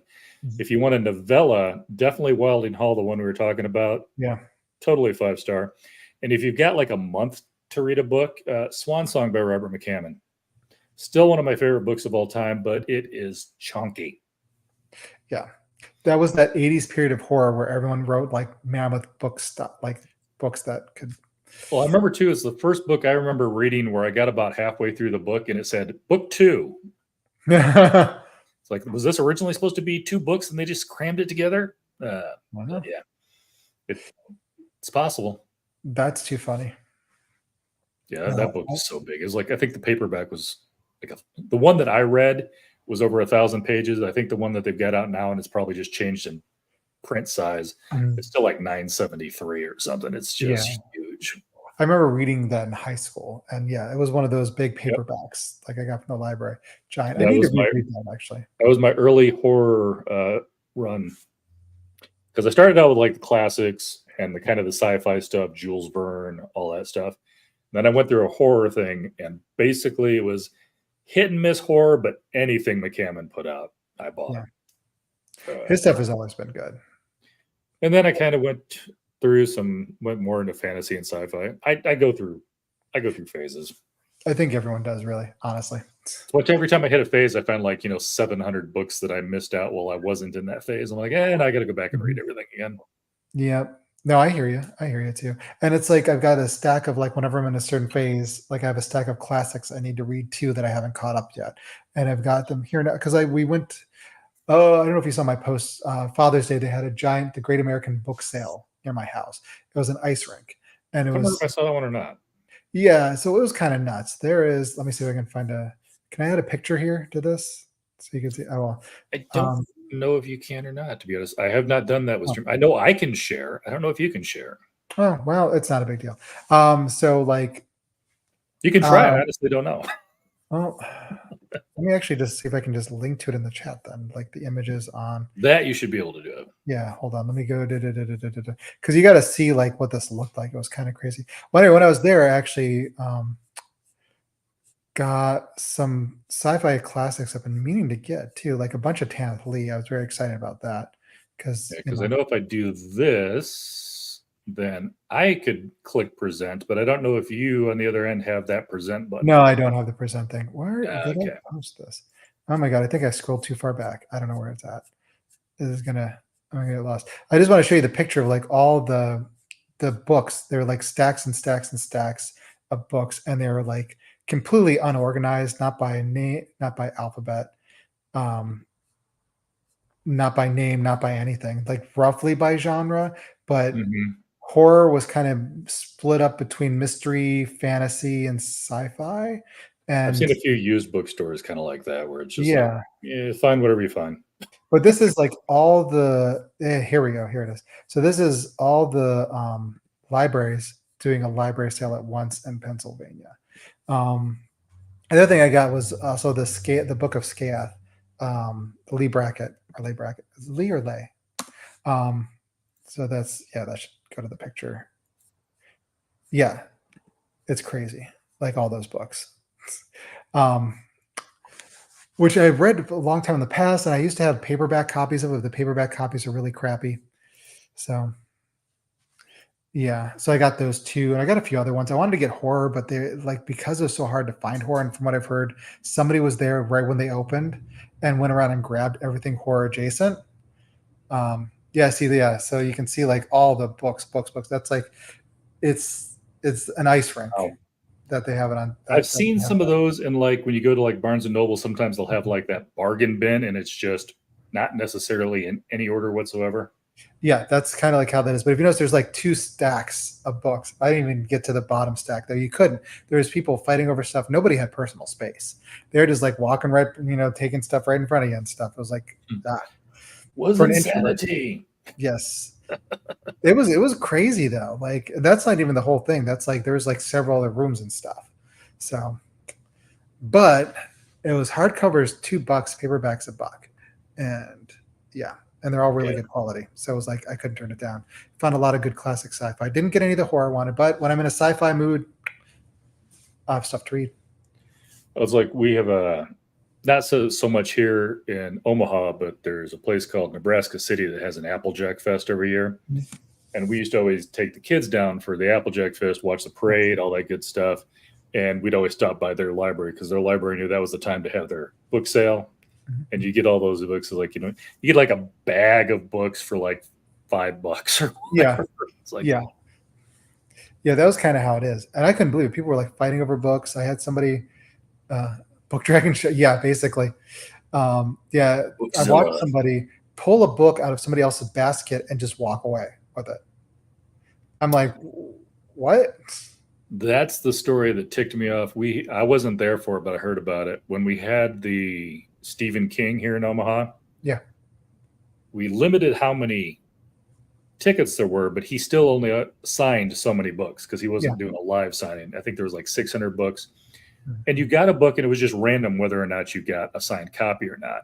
yeah. And I guess one lady got up there and she got her book, and she's like, "Well, this isn't signed," and we're like, "We're sorry." And she set it down. She picked up another book, looked at it, and then ran. Okay. I'm like, okay, apparently somebody doesn't want to play by the rules. Wow. And it's like, what are you going to do? You're going to chase her down and tackle her? So, Yeah, yeah. It's amazing how rude some people are, like, especially when it comes to books. I mean, on the one hand, as a writer and as a reader, that's kind of cool, but also on the other hand, kind of not cool. But it's cool that people are that passionate about it. Yeah, it reminds me of when my daughter was in elementary school and I went to go pick her up, and she was at the library with one of her friends. And one of her friends ran up to her crying that her new author had a new book out, and she was just so excited. She was just in tears. And I'm like, that's why I'm a writer, mm-hmm. because people feel like that. I feel like that about books. You know what I mean? This, the feeling that's the emotional. It's overwhelmingly emotional. The attachment we get to books, which is a great thing, I think. Personally. Oh, yeah. Like, I can't remember who the author was, and I apologize now, but I remember because I hadn't seen one in a while. But the Bookworm Omaha earlier this year actually had a midnight sale thing for somebody, which you haven't really seen since the whole Harry Potter thing recently. But yeah, her book dropped that day, and we had a midnight party for her, and people were buying it. And it was one of those ones where it wasn't like it was neither a big name like a Patterson to me. Nor was it like that I know of, like a TikTok hot like Yaros or something like that. Yeah. And nothing against either one of those authors, but I'm just saying was one of those names that didn't stick. But then again, that may be one of those things where it's just because I'm not in that genre all the time. I put a post up the other day because I had to laugh now that I've started doing the BookTube thing. And everybody's always talking about, oh, Christopher Rocchio, this and that and the other. And I'm like, oh, man, I was like, I can't believe I missed him. And then I was going through my TBR the other day, and I found his 2 first books in hardcover that I'd probably picked up at a sale going, I'm going to read this sometime. Right. Didn't even realize I had his books. That's too funny. Because they're in boxes. I don't see the spines all the time. I get like boxes and boxes of TBR. But yeah, it's like, oh, nope. Big name. And I didn't even realize his book was in my... in my library. It's kind of amazing how big names fade, though, too. True. Because, like, speaking of McKimmon, like, I don't think most Gen Z know him. Well, I honestly thought he quit writing. I hadn't seen anything since the 90s. And then I finally realized he was trying to get out of the horror genre and do something else, and his publisher didn't want him to do it. Oh, that So he had to sucks. finally find somebody else who would publish his stuff, but it wasn't as big and it wasn't what he was known for. Yeah. Kind of like everybody ignores that first book that Rowling put out when it Yeah. wasn't Harry Potter, because, and I don't know if it was good. I think it was a casual vacancy or whatever. Yeah. But it didn't do well because that's not what people wanted from her. And that's sad though too, that people get kind of, I mean, it's the only way to escape from being branded into a genre, and people wanting the same, is to be somebody like Neil Gaiman, where you're your own genre and he could write whatever. Although I don't know if that's the case anymore, because I think some of the people that came to the Sandman TV series and the comic after coming to him from Coraline and Graveyard Book and Good Omens, they're expecting something more whimsical, and then they got something that had its roots deep into like some really dark horror, like the 24-hour diner sequence and things like that. And I don't think they were expecting that and were upset, because even Gaiman has a genre he's expected to do now. Yeah, I think it kind of limits you, because a lot of times people don't know how to market you. I was talking to Lydia Kang, who's local. She's written a couple of Star Wars books now, but she's also, I mean, she's done some YA, she's done some nonfiction. And so those people don't all necessarily cross genres. No. And it kind of limits you, because you don't get known for such and such. Yeah, that makes it. I was just thinking about that, because like now I'm kind of known for horror. Yeah. Which is, it's kind of funny to me, because like even though I've been always writing dark stuff, that's not what I've been known as. Because like, even see, that's the thing, like retroactively people are calling Open Your Eyes and Close Your Eyes cosmic horror, but when they were first put out they weren't. They were just considered sci-fi novellas and things like that, surreal sci-fi novellas. And really when like I talk to people and they ask me like what stuff they should start with, I just say Glass House, just start with that one. As much as I love like some of my older stuff too, that was quite a while ago, and the stuff I'm doing now is so different. It's better just to go with what I'm doing currently. So, but I just find that interesting that, the branding thing, I mean, it seems to be working in my favor. I mean, I love horror and I love talking about it. So it's a very good thing, but it's interesting, and it is limiting. Like if I wanted to, let's say, write a space opera, could I do it now? I mean, I can do anything I want, but would I be able to get an audience for it? I don't know. I remember, do you know who Mick Garris is? I know the name. Okay, he's a director. He directed The Stand, the TV series, that sort of stuff. Okay, so I was listening to a podcast he was on, and he was talking to someone else. I think it was Eli Roth, or might have been John Carpenter, and they were complaining about being the horror guys. He's like, we were so much more than that. And like Mick Garris is like, yeah, I play guitar in a band. I play music on the side. I'm actually really well known in that community, but like, people don't want me to talk about that sort of stuff anymore. I'm the horror guy, and it's the brand thing. It can be limiting, but I mean, it's a powerful thing though, too, when you're trying to get noticed and get known. Like if you find something that connects with people and you're able to do it, that's great. But it's also, kind of limiting. No. No, I worked with the Brony once. You want to know if he could borrow my kid to go to My Little Pony convention? I said no. I don't know. You could co-author it with Shauna McGuire. I know she loves My Little Pony. Yes, but that's it. A Brony is different than Shauna McGuire. I know. I'm just teasing. I know. Get both sides of the culture. That would be cool, because I'm a big fan of her work. I think she's great. Amazing writer. We talked, I think, before on Twitter, back when it was small Twitter, before it was more like Blue Sky, before we got, like, even before, like, this is like a long, like 2009, 10, something like that. We were actually talking about our love for the Buffy the Vampire Slayer movie. Oh, okay, yeah. Not the, because like, we both like were fans of it back in the day, and it's just kind of funny.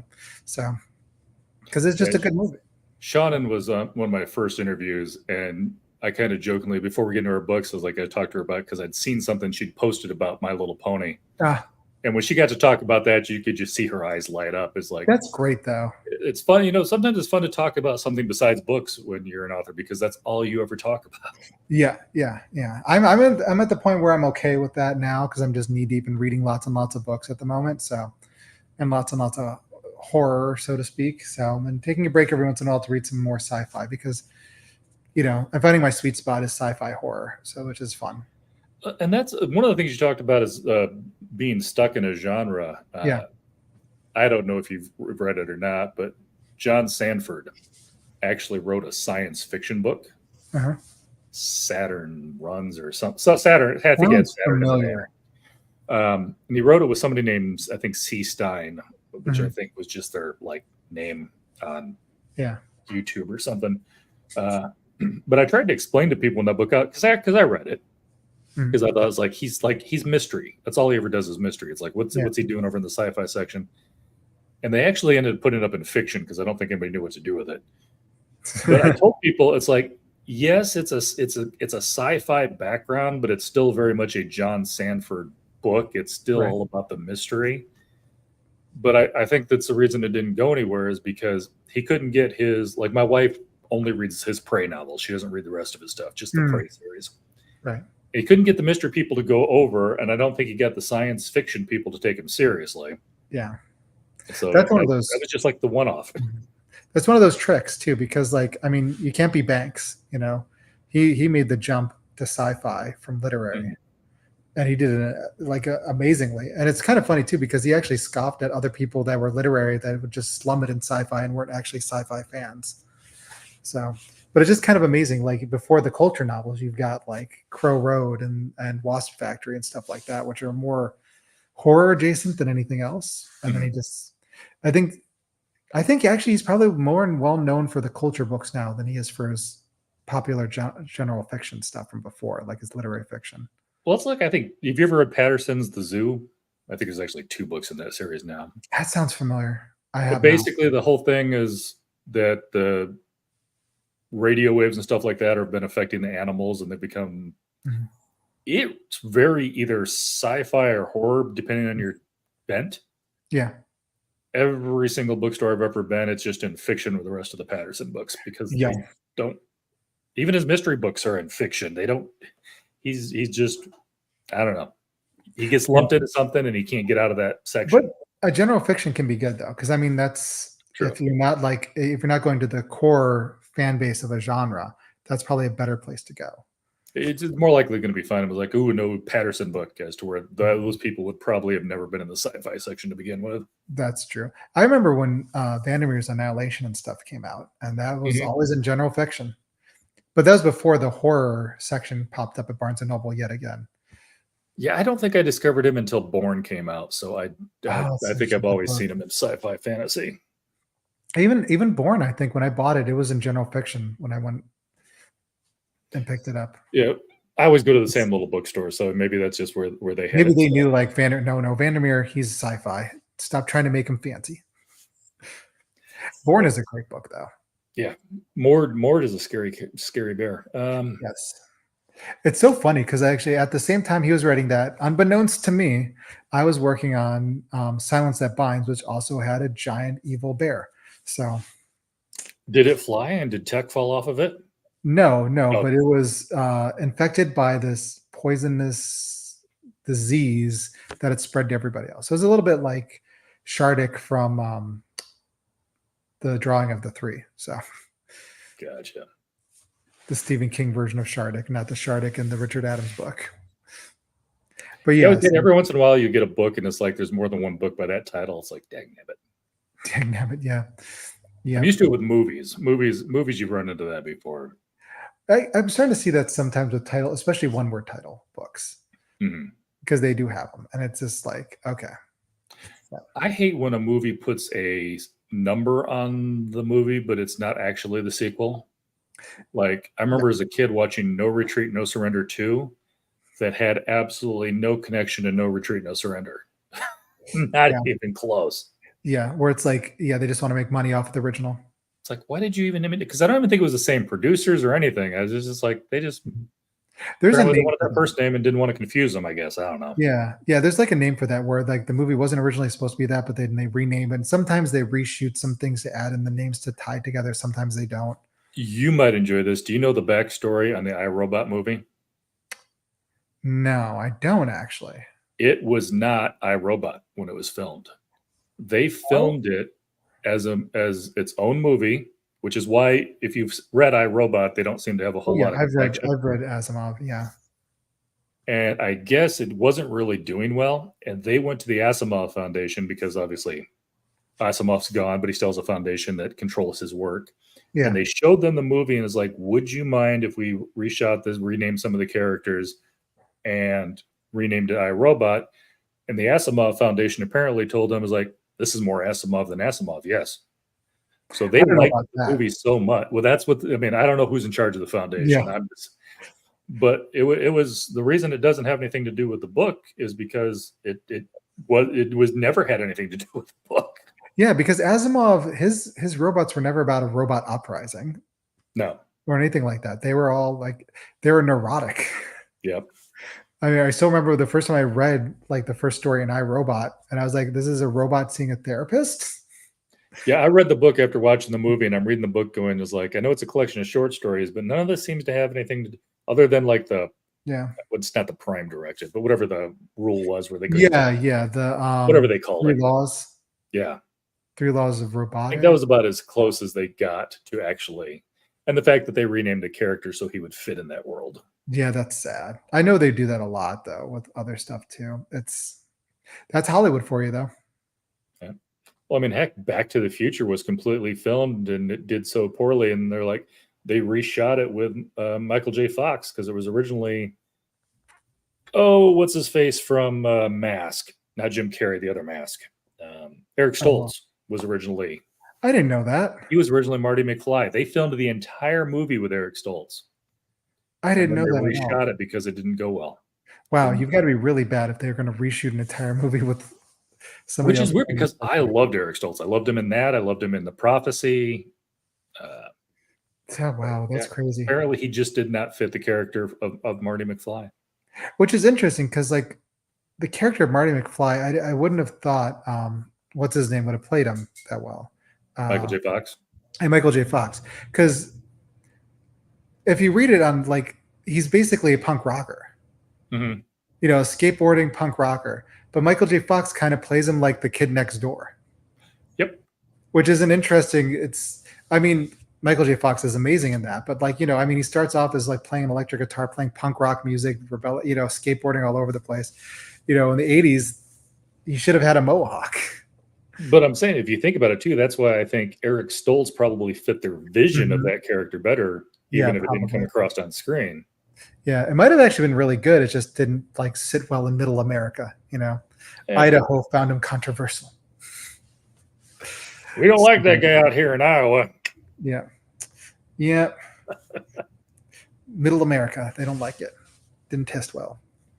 Yeah, but the only time I ever saw one where I really think I could see somebody else playing a character that I loved is I found out after the fact, Indiana Jones. They really wanted Tom Selleck for that role. Oh, I could see that. And I can picture Harrison Ford was great, but I can picture either one of those guys in that role, and I could see them have the same sense of humor, the same kind of leading man quality. I could see either one of them playing that. Yeah, I'm sure Harrison Ford would disagree. True. Because it kind of made his career. He's had a career of lucky breaks. Don't get me wrong; he's a great actor. Yeah, but he fell into Indiana Jones because Tom Selleck, they wouldn't let him out of his Magnum PI contract. He fell into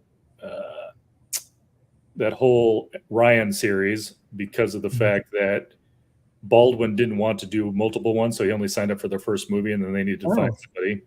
I didn't know that. He fell into Han Solo. If I remember the story correctly, George Lucas had 4 people trying out for each part that he wanted to read, and he only had 3 people up for Han Solo, and he asked somebody, he's like, who do you know any other actors? And I guess he was actually doing carpentry on the set at the time and read for it and got the role. That's interesting. Yeah, so he's George Lucas. I mean, obviously you need to have some skill, but the opportunities that have fallen in his lap are ridiculous. Yeah. I mean, luck is a big part of any creative career. True. Yeah. That's kind of interesting too, because I know like he did work with George Lucas before on American Graffiti, because he was the drag racer guy with the cowboy hat. I'm just saying, being on the carpentry crew, maybe Lucas didn't even know he was there. That's true. That's true. He's like, oh yeah, that guy, I know him. Because that's how he got started. He went to Hollywood, couldn't get any acting gigs, and so he was doing carpentry, but he didn't know any carpentry. So he would take a job, buy a book, read how to do it, and then he was just like, he was following a book, which I suppose is fine for carpentry. I don't know if I want my neuroscientist doing that, but No. I don't know if I want my carpenter doing that too. You can picture him like just sawing part of him off, like, oops, the book. little brain surgery. Okay, turn to page 3. Reading the book at the same time while sawing, like, I don't know. Yeah, but surprised it worked for him. Yeah, true. Worked out really well. Yeah, it's funny. My daughter's actually got 2 big things going on now. I know side swerve, but speaking of like Lucky Break, she's actually going to be working on a TV studio soon. Yeah, and is going to be at there's this big Scottish festival, where they put on like a lot of plays and everything else and stuff like that. Fire Festival, I want to say, and she's going to be going there with her class and putting on a play and everything. And so that's crazy. By the way, anyone watching still, we did start talking about Wylding Hall. We go back and forth. We did start this out as a buddy read conversation. Yes, we've talked quite a bit about it, and then not, and then it did, and then not. Yep. It's a short book. It is a short book. Like that's why I say sometimes a book is if a book is really, really short, there's only so much you can say about it. B, if you both love the book, I don't know if it always becomes a great book discussion. You've got to have somebody complaining, so then you can like argue your points. Yeah, and I think both of us just love this book. So yeah, and it's short, but it's also very ambiguous enough that we don't want to give anything away. True, and it's hard to not spoil a lot of it. It's a horror book. We can give that away. Yeah, it's a horror book. It's full core for sure. So if you're into like the Wicker Man or what's the recent one, Midsommar, that kind of thing. I haven't watched Midsommar yet. I've heard such mixed reviews. I don't know. I'm a full core fan, and for me it was, but I know it got really popular, but I also know a lot of people who say it sucked. So yeah, I don't think it sucked. I just think it's okay. I think after watching Hereditary, I was let down. I know a lot of people that absolutely love it though. So it's no shade. I'm not saying it sucks and you guys are losers, because it's not. I know a lot of people that love it to pieces, but it's just not I didn't enjoy it as much as I enjoyed Hereditary. So, and I tell people all the time is like, even like books, it's my opinion. Don't take everything I say as gospel.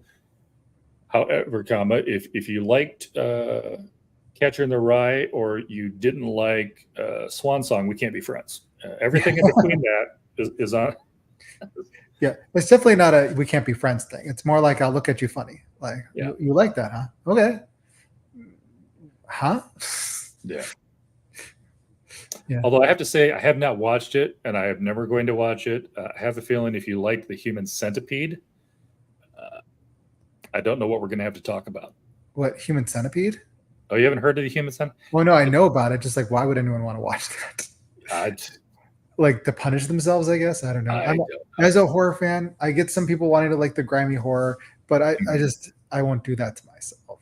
No, I'm sorry. Yeah. I take away my horror card. I don't care. That's not my thing. I know enough about it to know I don't want to see it. Yeah. And I definitely don't want to see the second one for sure. I've heard some people try and explain like, oh, he's doing these interesting things with blah, blah, blah, blah, blah. It's very deep, blah, blah, blah, blah, blah. I'm like, that's great. I'm going to go watch a billion other things I have to watch. There's so much to watch. And it's one of those things that even though it's kind of gross, I feel like I could read that as a book better than I can watch it as a movie. Sometimes I don't. Oh, I get that. I get that. I can understand that. I probably couldn't though. I picture things way too well. True. Yeah. But I mean, I don't know. I might be able to. I don't know. It's weird because I say that about that one. Then I just read Junji Ito's Gyo, and that's some nasty stuff in there. GYO. That one I don't know. Yeah, well, it's about fish with metal legs. That's all I'm going to say. It's this body horror that comes later that's kind of like... I hope it's stainless steel or else those poor guys are going to rust. Yeah, that's part of it too. Anyway, and they smell because they're technically dead fish. But anyway. Oh, well, okay. Yeah. Zombie robot fish. Got it. Okay. Zombie robot fish. But that's not the nasty stuff. The nasty stuff comes later when humans get involved, as they do. Well, that's usually where everything goes downhill. Yes. Yes. I wouldn't say it's quite Human Centipede level, but it kind of had me going squick. But I survived. It's still a good book, but I think Uzumaki's better. All right. Well, we've been talking for like 2 hours, so. Oh my gosh! Yes. Okay. As we do. Yeah. I realized, like, as I was re-listening to some stuff the other day, just to like not go up, and I realized our author review, excuse me, author interview also went 2 hours. So. Well, that's a good thing, though. It means we've got good, Yeah. We talk well. It's fun. I enjoy myself. And we talked about tons of stuff. I'll bring it back to Wylding Hall. So if anyone's actually interested in it, if you like I said before, Wicker Man, that kind of stuff, that folk horror kind of stuff, but also if you ever read the short stories by Arthur Machen, very similar vibe in this one to that, especially the white people. There's a lot of, I think doesn't she also have a Troy town in this one? I'm trying to remember if I remember that part. Like it's like a hedge maze where they get lost into it after a while, but I can't remember if that's in this or. I don't remember a hedge maze in like on the hill. I think maybe when she's looking through the window, she sees one or something like that. I remember they mentioned a Troy town at some point. Gotcha. Yeah, I don't know if you know. Do you know what a Troy town is? No, town Okay. named Troy. Okay, so the idea is in England they would build these hedge mazes on hills, and they called them Troy towns, and people would go and walk through them as part of like meditation. Other people said you could cast spells through it or whatever, because the idea was in ancient Troy, the city was a maze to get through, so invading armies couldn't take it over. So that's why they call them Troy towns. And there's occult significances about them and stuff like that. That's why Arthur Machen wrote about it. And that's why there's like a brief mention of it in this. Like I think she mentions Troy towns and mentions what they are, and then just. If she did, it wasn't an integral part of the story. No, it's not. It's not. It's barely there. So it's part of the whole them looking for stuff and looking out the window and things. So. Because I did read a book recently, and I can't remember the name of it off the top of my head, but I did read a book recently that had a hedge maze in it. But it was a big enough part of the story that I definitely remember it. What book's that? I don't know. Let me check my Goodreads book list because I'll recognize it once I see it. Yeah, I know that feeling. I do that too. Wasn't that long ago. Nope, still going. Past the Cinder Witch. Keep going. Past the Book of Love. Oh, that's a good book. I know. What? I read it. I don't know if that was my favorite. Where is for Kelly Link? A Place for Vanishing by Anne Freystadt. Had a hedge maze. That was a good book. I did like that book. How many stars did I give that one? I think it was at least 4, if not more. A Place for Vanishing. I am definitely putting that on there. Yeah, I gave it 4 stars. It is a little bit YA, but that's mainly just because it's got younger characters in it. But as a YA horror, I thought it was really good. Nice. So. I mean, yeah, I don't know. It's kind of interesting. Some books with younger characters don't feel YA, Right. Yeah, like The Fever by Megan Abbott. I mean, it was never shelved in YA. I wouldn't call it YA, but the characters are all teenagers. Well, it's like this. Incidents around the house. Yeah. The main character is a young child, but it's not YA. Yeah. Not at all. Yeah. This poor girl's seeing some stuff. That's all I'm saying. I can't wait to read that. I'm excited. I like Mallerman stuff. So yeah, I think it comes out the 25th. Okay. Actually, I might go get that pre-ordered then. Yeah, I think it probably comes out Tuesday because everybody comes out Tuesday except for Patterson. We've talked about that. Yeah. He drops on Mondays because he's special. Yep. Yep. Speaking of people that probably will never come on my channel. All right. Especially if he sees anything. Yeah. I've never put him down. I just kind of make fun of him because he's kind of like the 800-pound gorilla. Yeah. He has his own rules and he drops a book like every other week. I don't see the popularity, but that's just my grandpa loved his work. I put him in the beach read category, which is not always a bad thing, but I think most of his books are they're palatable. You can just sit down and read them. You don't need a thesaurus. You don't need to be a genre guy. Obviously, everybody's read, or at least, familiar with Alex Cross. That did really, really well. Yeah. And like I said, The Zoo, I enjoyed this. It was a nice short book. It was not what I thought was going to be from him. It was kind of like that sci-fi horror thing going on. Yeah. And I thoroughly enjoyed it. He's one of those guys where if I pick up a James Patterson book, I'm not upset that I read it, but I'm also not ever going, ooh, what's the next James Patterson book? And I think part of that is because he does so many dual author books. Right. Where basically I feel like he gives an author, this is the story I want to tell. Here's some of the main details, and you flesh everything out. Oh, do you know about that, by the way, his author factory? I had a English class. I'm one of those people that I take a college class every few years just to. Yeah. I don't actually have a degree in anything yet, but I have a lot of college credits. And I had an English teacher that was talking about that. Yeah, it's interesting because he gives like the outlines are actually very detailed that he gives them. They're almost like, I'd say novellas. They're like 20,000 words. So really, these people are just fleshing out like these things. But I So mean, let's face it, that's probably the part that no author likes.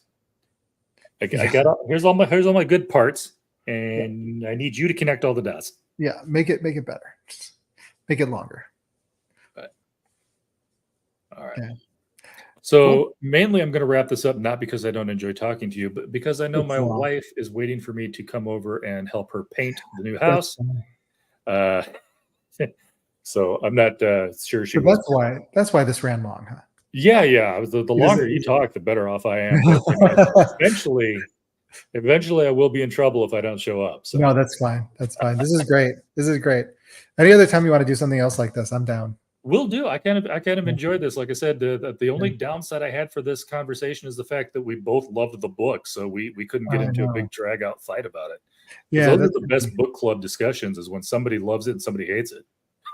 Yeah, I know. We did The Ruins and like about a few weeks ago, and I just it was okay, and some people loved it, and it got interesting then.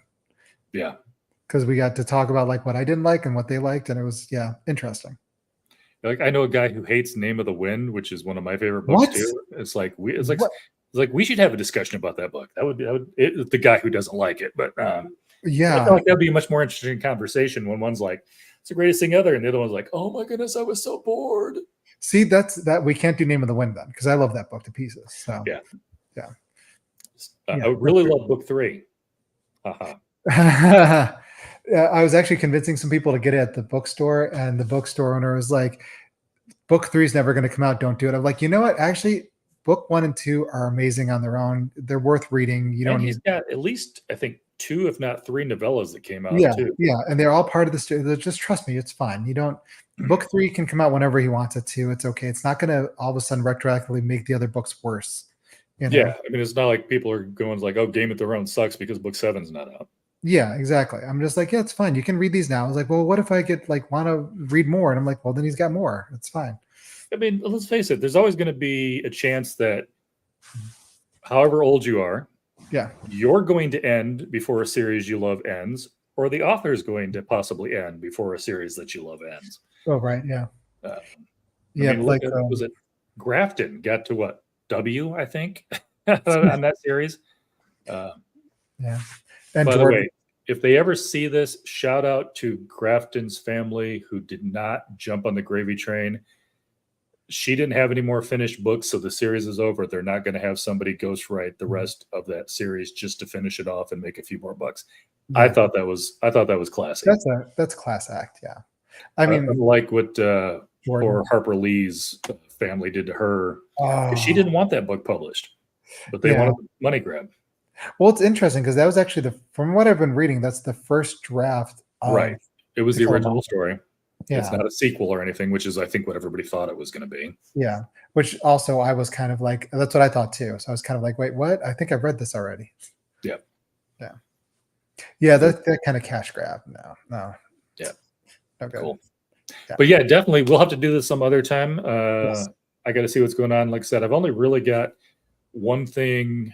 I've got one thing in stone, which is the Sarah Rees Brennan interview for the end of sometime in the next couple of months. We haven't picked a date yet. You know how that goes. Yeah, I know.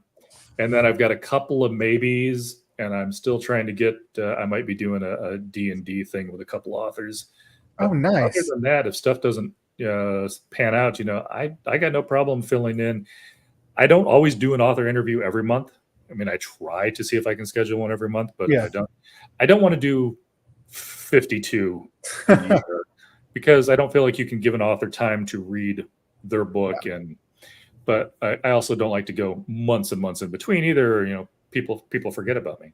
So no, I get that. Really, like I've got to do. Let's see, I've got a book signing coming up at my local bookstore. That's just all the local authors. There's nothing big, and I've got a few more like small like podcast things. I got to do my podcast. My Fear is the Fire one. I've been meaning to do the next episode for like 3 months now. And I think because I was gonna have Tate Thompson on there and Jason Sizemore and Beverly Brambury and like a few other people. And I think they're kind of getting a little irked at me saying, no, soon. I'm gonna come up with a date sometime soon. See, there's your issue too, because that's the issue we've had. We've been talking about this D&D thing for months now, but trying to get 4 authors free at the exact same time, especially when one of them lives in the UK, it's I think it makes it a little difficult. I think I'm going to stop doing the roundtable thing after this one. The Cosmic Horror Roundtable is going to be the last one after this. I'm just going to interview horror authors or something along those lines. I mean, that's kind of what I did. I started this out as an idea before it aired. I was trying to get a book club together of authors to talk about books. And a couple of them I talked to, especially one that I've known for a long time, is like, between writing and reading books for other stuff, I don't want to do a book club because I don't want a book to be an assignment. Because I don't have time for that, and you're not going to get a bunch of. Because I was always kind of picturing it like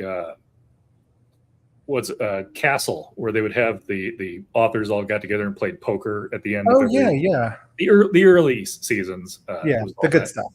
Yeah. And I quickly realized that getting a book club together of a bunch of authors was not going to pan out. No. So I'm like, hey, you want to do an interview instead, and we'll just talk about whatever book's coming out. So that's where I got my start 2 years ago. I tell people all the time I did BookTube completely backwards. All the booktubers you see, they go on BookTube and they start talking to people in chat, and then they decide they want to do their own one, and they do book reviews and book calls and stuff like that. Mm-hmm. And then once they get known, maybe they'll have an author come on. I started with authors for 2 years, and then finally it's like, maybe I could do some other stuff. Which is kind of dropping like eight episodes like a year. Mm-hmm. The D&D one sounds kind of interesting too. It does. I told it as a joke. I posted it on Twix. I refuse to call it X. I posted it on I love Twix. That's so funny. And I'm like, I would love, because I knew they all played D&D. It's like, I would love to have a D&D game with Shauna McGuire, Emily Inkpen, and Jen Lyons, because we're either going to have a blast or they're all going to try to get me killed off first, so I'll shut up. Mm. And then they were like, I'd do that. I'd watch that. Crap. That sounds cool. It's like so they all said yes, and I was like, well, crap, now it's real. That sounds awesome, actually. So, everybody wants to do it. We just got to find a time. For some reason, authors want to keep writing books when I'm trying to get them to do other stuff. I know, it's crazy. It's madness. It's like they get paid for that and not for my D&D game. Yeah. And I have a new book coming out in October too. Yeah, I think I knew that. We talked about it. Yeah. Daughter of the Windward Star. Hopefully getting a cover for it soon. I think you posted about it on Blue Sky the other day too, if I remember correctly. Yeah, because I'm trying to keep everyone's. That's the thing with Blue Sky. I got to remember to keep posting because there's no pin texts, no pin posts. And there's no algorithm. So fair. Yeah. If you didn't see it when it posted, you're not going to see it. It's like watching cable TV. I'm not on there all the time, but Blue Sky is the one. I use Opera, so it's got all the stuff on the pin. Like I can just click a button and it opens up Twix, it opens up Instagram, it opens up TikTok. But they don't have that for Blue Sky. So Blue Sky is like the one tab I always have open, because every once in a while I'll just go up there and I'll hit refresh and I'm like, what's new? Yeah, it's nice. I like talking there. It's a lot of fun talking with people there. I've been going less and less on Twitter, but there's so many people that stayed there and I feel like I don't want to abandon them. But then I can't keep up with them because of the algorithm, because I lose all their stuff because there's like a bunch of like Elon Musk and his friends, their tweets. Even though I don't follow them, they're all like on my timeline now. Yeah, Twix has a habit of noticed of like I always put it on following. Yeah. It's still, And then even after with a your, while, I get bumped back to the For You page. even unfollowing, it seems to like just stick these on there. Like, oh no, it's an ad. I'm like, I Oh don't yeah, want to see the that. ads and the promo. One, yeah, anything Elon Musk, whether you follow him or not, I think you're going to see. Yeah, I know. It sucks. Yeah, he's because that's his platform, I guess. I don't know. So He owns it. yeah, I know. Ugh. Blue Although Sky's the Blue one I Sky's enjoy. getting closer. What's Now up? that they've opened it up, I mean, back when Blue Sky was invite only, Mm. I feel like it was a certain thing. But now that it's open to everyone, you're getting more trolls, you're getting Yeah, more bots, I'm. and it's starting to become the new. Like I moved over to Blue Sky because I wanted to follow authors and read about books and Yeah. stuff like that, and it's getting more and more political too. It is, but I've noticed. I don't know. I put some political things in my mute words, and so they're less showing up. Huh? That's There's one of mute the words. nice. I did not know that. Yeah, there's like a mute word thing, so you can like, and it mutes it even if they put it in the alt text on an image. Yeah, So I'm fine with politics. I don't mind discussing politics. I don't well, do it here. there's some right now that are very. But I don't want my entire feed to just be politics. Yeah, yeah, that's true. I've been blocking any spam bots and stuff that come my way though, so I've actually my feed's been pretty nice and not full of that crap. Thank God. But But I think most of my followers on Instagram are not real. Either that yeah, or this face is really, really popular with the 19 to 25-year-old female crowd. that's how it is on Twitter for me. I went there and I noticed, oh, I got all these new followers, and every single one of them is obviously not a real person. Is obviously like a porn bot where they went out and like grabbed like images online of young girls. Yeah. And like it's like hot for you, Teddy44. I'm like, oh yeah, you're not real. Yeah, I don't think I'm gonna follow you. The names too. Yeah. Yeah. And then the bio. Ugh. I always love the ones too where it's like you get a message from them and their name is like, these are not real people. I'm picking names at random. It'll be like Sherry 2478, and then the message is like, hi, this is Allison. Yes, exactly. It's stuff like that. I don't go there anymore because whenever I do, it's just it's hellish. I scroll. I ignore my followers intentionally in Instagram. I hop on. I'll post something. I'll flip through the feeds that I like. My wife and I have kind of the sense of humor on some stuff. Yeah, Facebook won't let me back into Instagram. TikTok's just as bad, by the way. Yeah, I saw one the other day. Go ahead. No, I was going to say Facebook won't let me into Instagram anymore. If I try and log in, it says there's already an email associated with this account. I'm like, well, yes, it's my email. Log in with Facebook. There's no username attached to this account. I'm like, and I remember I went through this a few years ago and I kept trying to get them to fix it, and they just ignored me because that's Meta. They do that.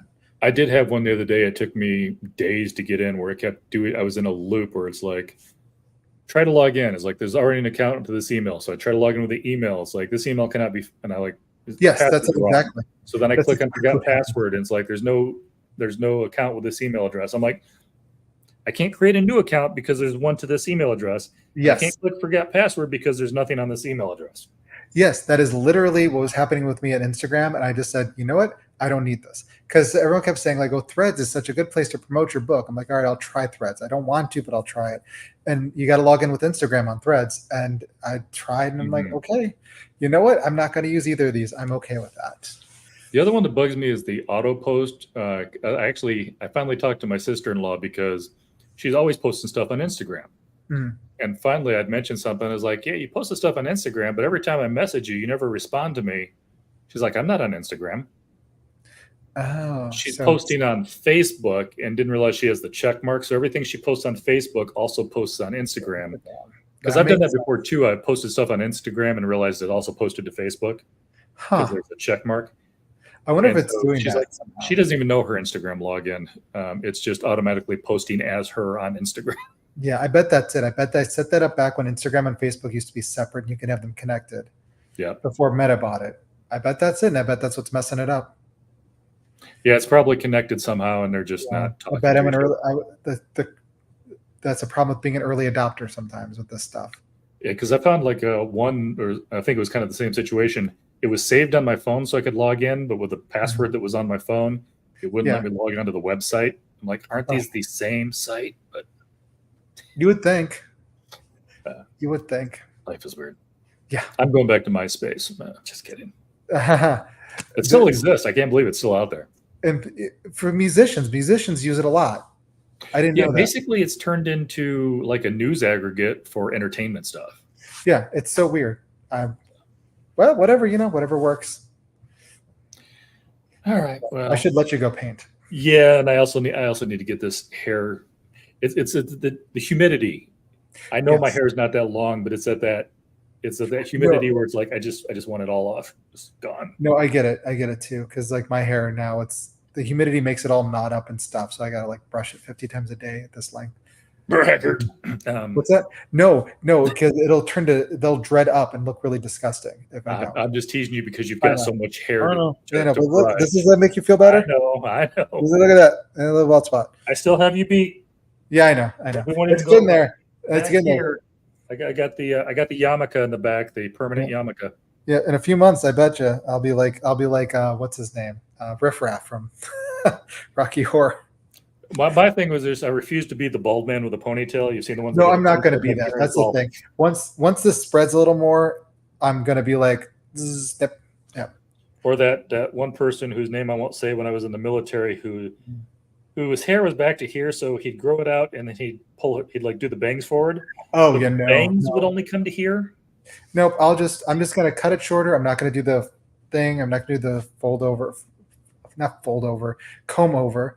I'm not going to do the wig. It's fine. I'll just be me, because I was a little surprised. I was in a different one and I noticed, I'm like, oh, it's starting to grow a little hairline. I used to be able to pretend, but I worked at a bookstore one time and I realized when I was talking to the manager, there was security cams that you could see.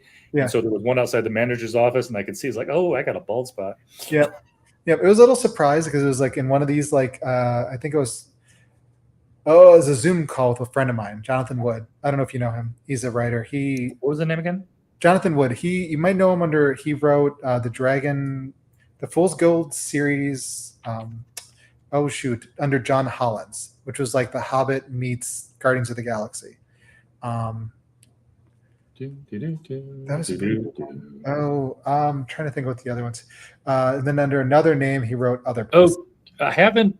Wait, that's a recommends. I'm like, never mind. Yeah, I was going to say Kings of the Wild, but that's a book he recommended, not him. Yeah, Jonathan Wood. I'm trying to think like under his name. False Idols, Bad Faith. Yeah, that's him under his name. Gotcha. Yep. That's under Hollins. That's under Hollins. Wood, he's got No Hero, Yesterday's Hero, Anti-Hero, and Broken Hero. Yep, that was back when Nightshade was still a thing. Yeah, he hasn't done much since about 2018, unless this is no. He's got another one. City of Iron Dust. There's a different name. John Oak.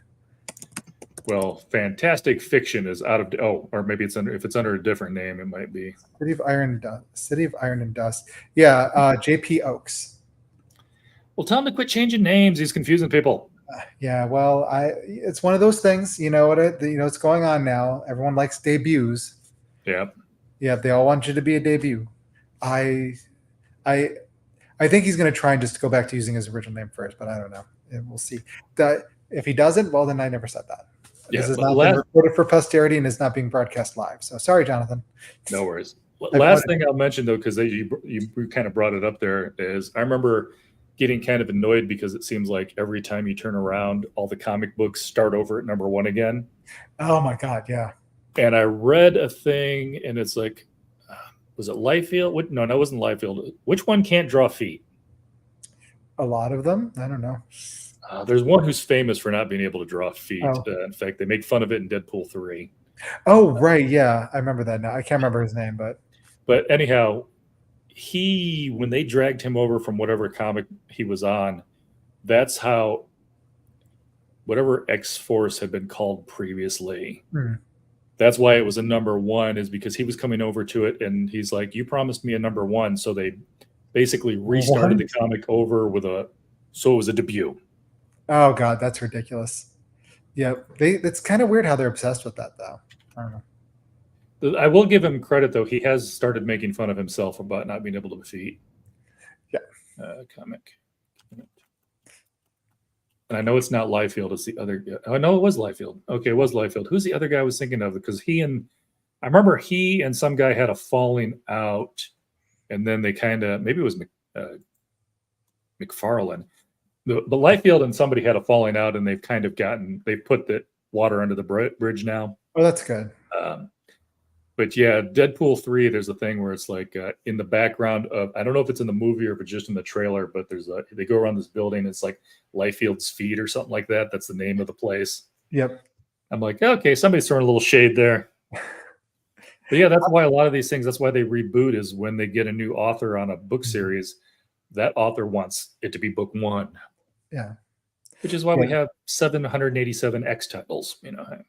Well, I mean, with this, I think with him is like each book was like in a slightly different genre. And so it's going to be, he went from urban fantasy to epic fantasy comedy, and from epic fantasy comedy to like, I don't know how to explain City of Iron. It's more like, it's very new weird, but like industrial age fantasy, kind of like dark fantasy kind of a thing. So it was very different than the lighter Fool's Gold, that sort of thing. So. And I get it. Like V.E. Schwab, her adult stuff is V.E. Schwab, but I think her YA stuff is still under Victoria Schwab. Yeah. Just to kind of keep it separate when you're looking at it on the shelf. Yeah. And T. Kingfisher, she's got like a separate one. Ursula. Yeah. I only call her Ursula because calling her T sounds weird. When people have like did anybody just call, Cummings, hey, EE, what's up? I don't know if that. I don't know if that's how that works or not, but Rowling, when she quit doing Potter, now she's under Galbraith. Oh yeah. Stephen King used to write under a different name. Yeah, that was more his Egomania though. Yeah, I can't remember what he wrote under. Richard Bachman. That's right. Yes, I'm looking at one of his books. So. Didn't he do like the baseball one was under Bachman? I think. Yeah, and Thinner, I think, was also under Richard. That was also the baseball one. Was one of those weird ones too, where it came out. If you have the first book, it's in paperback. Hardcover came later. Mm-hmm. You don't see that too often. No. Usually, I think that happened with the Southern Reach books too. Jeff Vandermeer's. Yeah, because they were paperbacks first, and then they became hardcover. And I think there was just one of those where it sold so well, they might as well do the hardcover because they just expected, you know what I mean? Because a lot of times they do trade paperback first. It's because they're like, okay, we don't think we can sell like hardcover up front. We want to get word out first, so we'll do. I think they used to be fantasy sci-fi, at least like in the 80s and 90s. I swear everything was not in paperback. There's a lot of books that never had a hardcover edition. Yeah. No. And well, I mean, a lot of books these days still get trade paper, although I noticed they're more and more moving just towards hardcovers first. Right. Well, it's because a lot of the ones, and I found this out the weird way. I don't know if I told you this story or not. A lot of trade paperbacks are hardcovers that didn't sell. I heard about that. It's like they just take back off and they rebind them. Which explains. Go ahead. I was going to say, explains why some of these hardcovers I've got, if you look at the stitching on the inside, it's not like the, you know what I mean? The really good stitching where it's like several different folios. It's just like a glued stitching. So you can tell the ones that were originally trade paperbacks because they just, or no, wait, other way around. Hardcovers became trade paperbacks. Yeah. Well, when I was at the Bookworm one time, we got a book in and it was a trade paperback and we were flipping through it and there was a receipt bound into the book. Whoa. And I thought, it was like, is this like a for fun thing where this name of this, this is in the book or something? And so finally I called up the actual, because the name of the bookstore was on it. And I called them up and I'm like, this is weird. And so I was talking to him and I was like, and they had the receipt number and everything. And they looked it up. I was like, yeah, we had a return of a hardcover on that. Oh my God. Well, apparently the person had tucked the receipt in the book. It got sent back. They rebound it. Nobody ever realized the receipt was in it. That's funny. So one of the girls is like, just bought it. She's like, nope, I'm keeping this. That's really funny. That's a collectible right there. Just for the mistake. Yeah, that's funny. So yeah, that's how I realized that a lot of trade paperbacks now, just the hardcovers that get sent back because they don't sell. Yeah. They're going to save some money. They rip off the hardcover. That's why they're also trade paperbacks. I can read trade paperbacks. Some of the mass market paperbacks, it's on that thin, not quite white paper. Yeah. And I can I'm getting at that age where I'm like, nope. No, I'm the same way. Like when I've got through, because a lot of the stuff I get from the 80s and the 90s and the 50s, 60s, you know what I mean? Older sci-fi and fantasy before, like a lot of them aren't in hardcover. You got to read the paperback, and it's just like it's hard. It's like the bad quality paper, the smaller font. It's You can just kind of see the words on the other side. yeah. That's the one. And then you got to keep it out of the sunlight too, because that paper gets yellow Oh, fast. yeah. Yeah. It looked like it would just spontaneously combust if you left it Yeah, in your yeah, window. yeah. All right. Well, we've been hanging up for half an hour.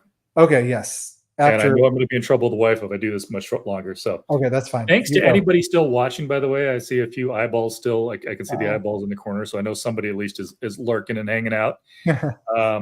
And yeah, we are definitely going to have to do this again sometime.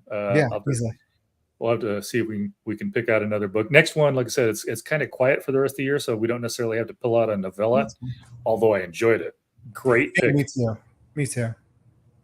Glad you picked this one. I didn't realize you were cheating and picking one you had already read, though. But it did keep us from having a bad one, so can't complain. That's true. Yeah, and I reread it. And not only reread it, but also listened to the audiobook, so... Yeah, I'm good for anything short of Swan Song. A, we already know I love it, and B, that's at least until I get finished with the house. I'm not reading any chonkers. I'll need to think on something. Like I need to think about something that I've been looking forward to read and haven't read yet.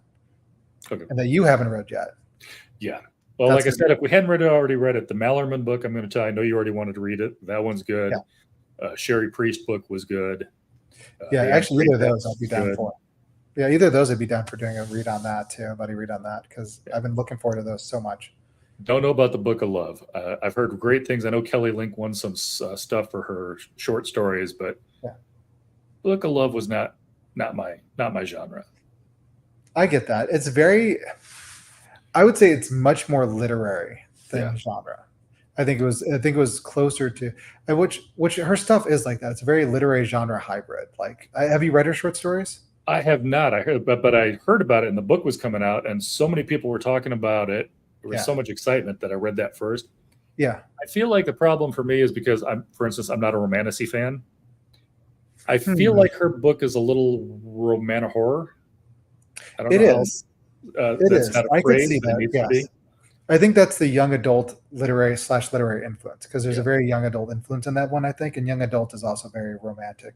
Except for if you're in a horror, the people having sex are supposed to be killed, and so I'm just kidding. I don't know. I've seen some horror movies where that's like there's Spring, which is a romantic horror movie, and that was weird.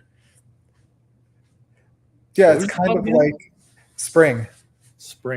Like, yes, it's by. You piqued my interest. I may just have to watch that now. It's interesting. So obviously, don't just look up Spring. That got me a lot of other stuff. It's written and 2014. Yeah. Benton and Moorhead's Spring. We watched it recently. Body horror film. It is. It's cosmic horror, body horror, romance. So, yes. Have you ever seen Before Sunrise? I see the picture here, and it's got a little Species look to it. But other than that, it's interesting. A lot of it is talking. And I don't know. It's interesting. I'll leave it at that. Actually, have you seen Shape of Water yet? I know that one. I don't know if I've seen it. Okay, it's good too. I don't know if it'd be necessarily horror, but it's horror adjacent, I guess you could say, romance. Yes, I did see Shape of Water. I had to look at the pictures. Like, yep, I remember that one. So this was also, but it was Del Toro. I mean, Guillermo always has. He always sells, yeah.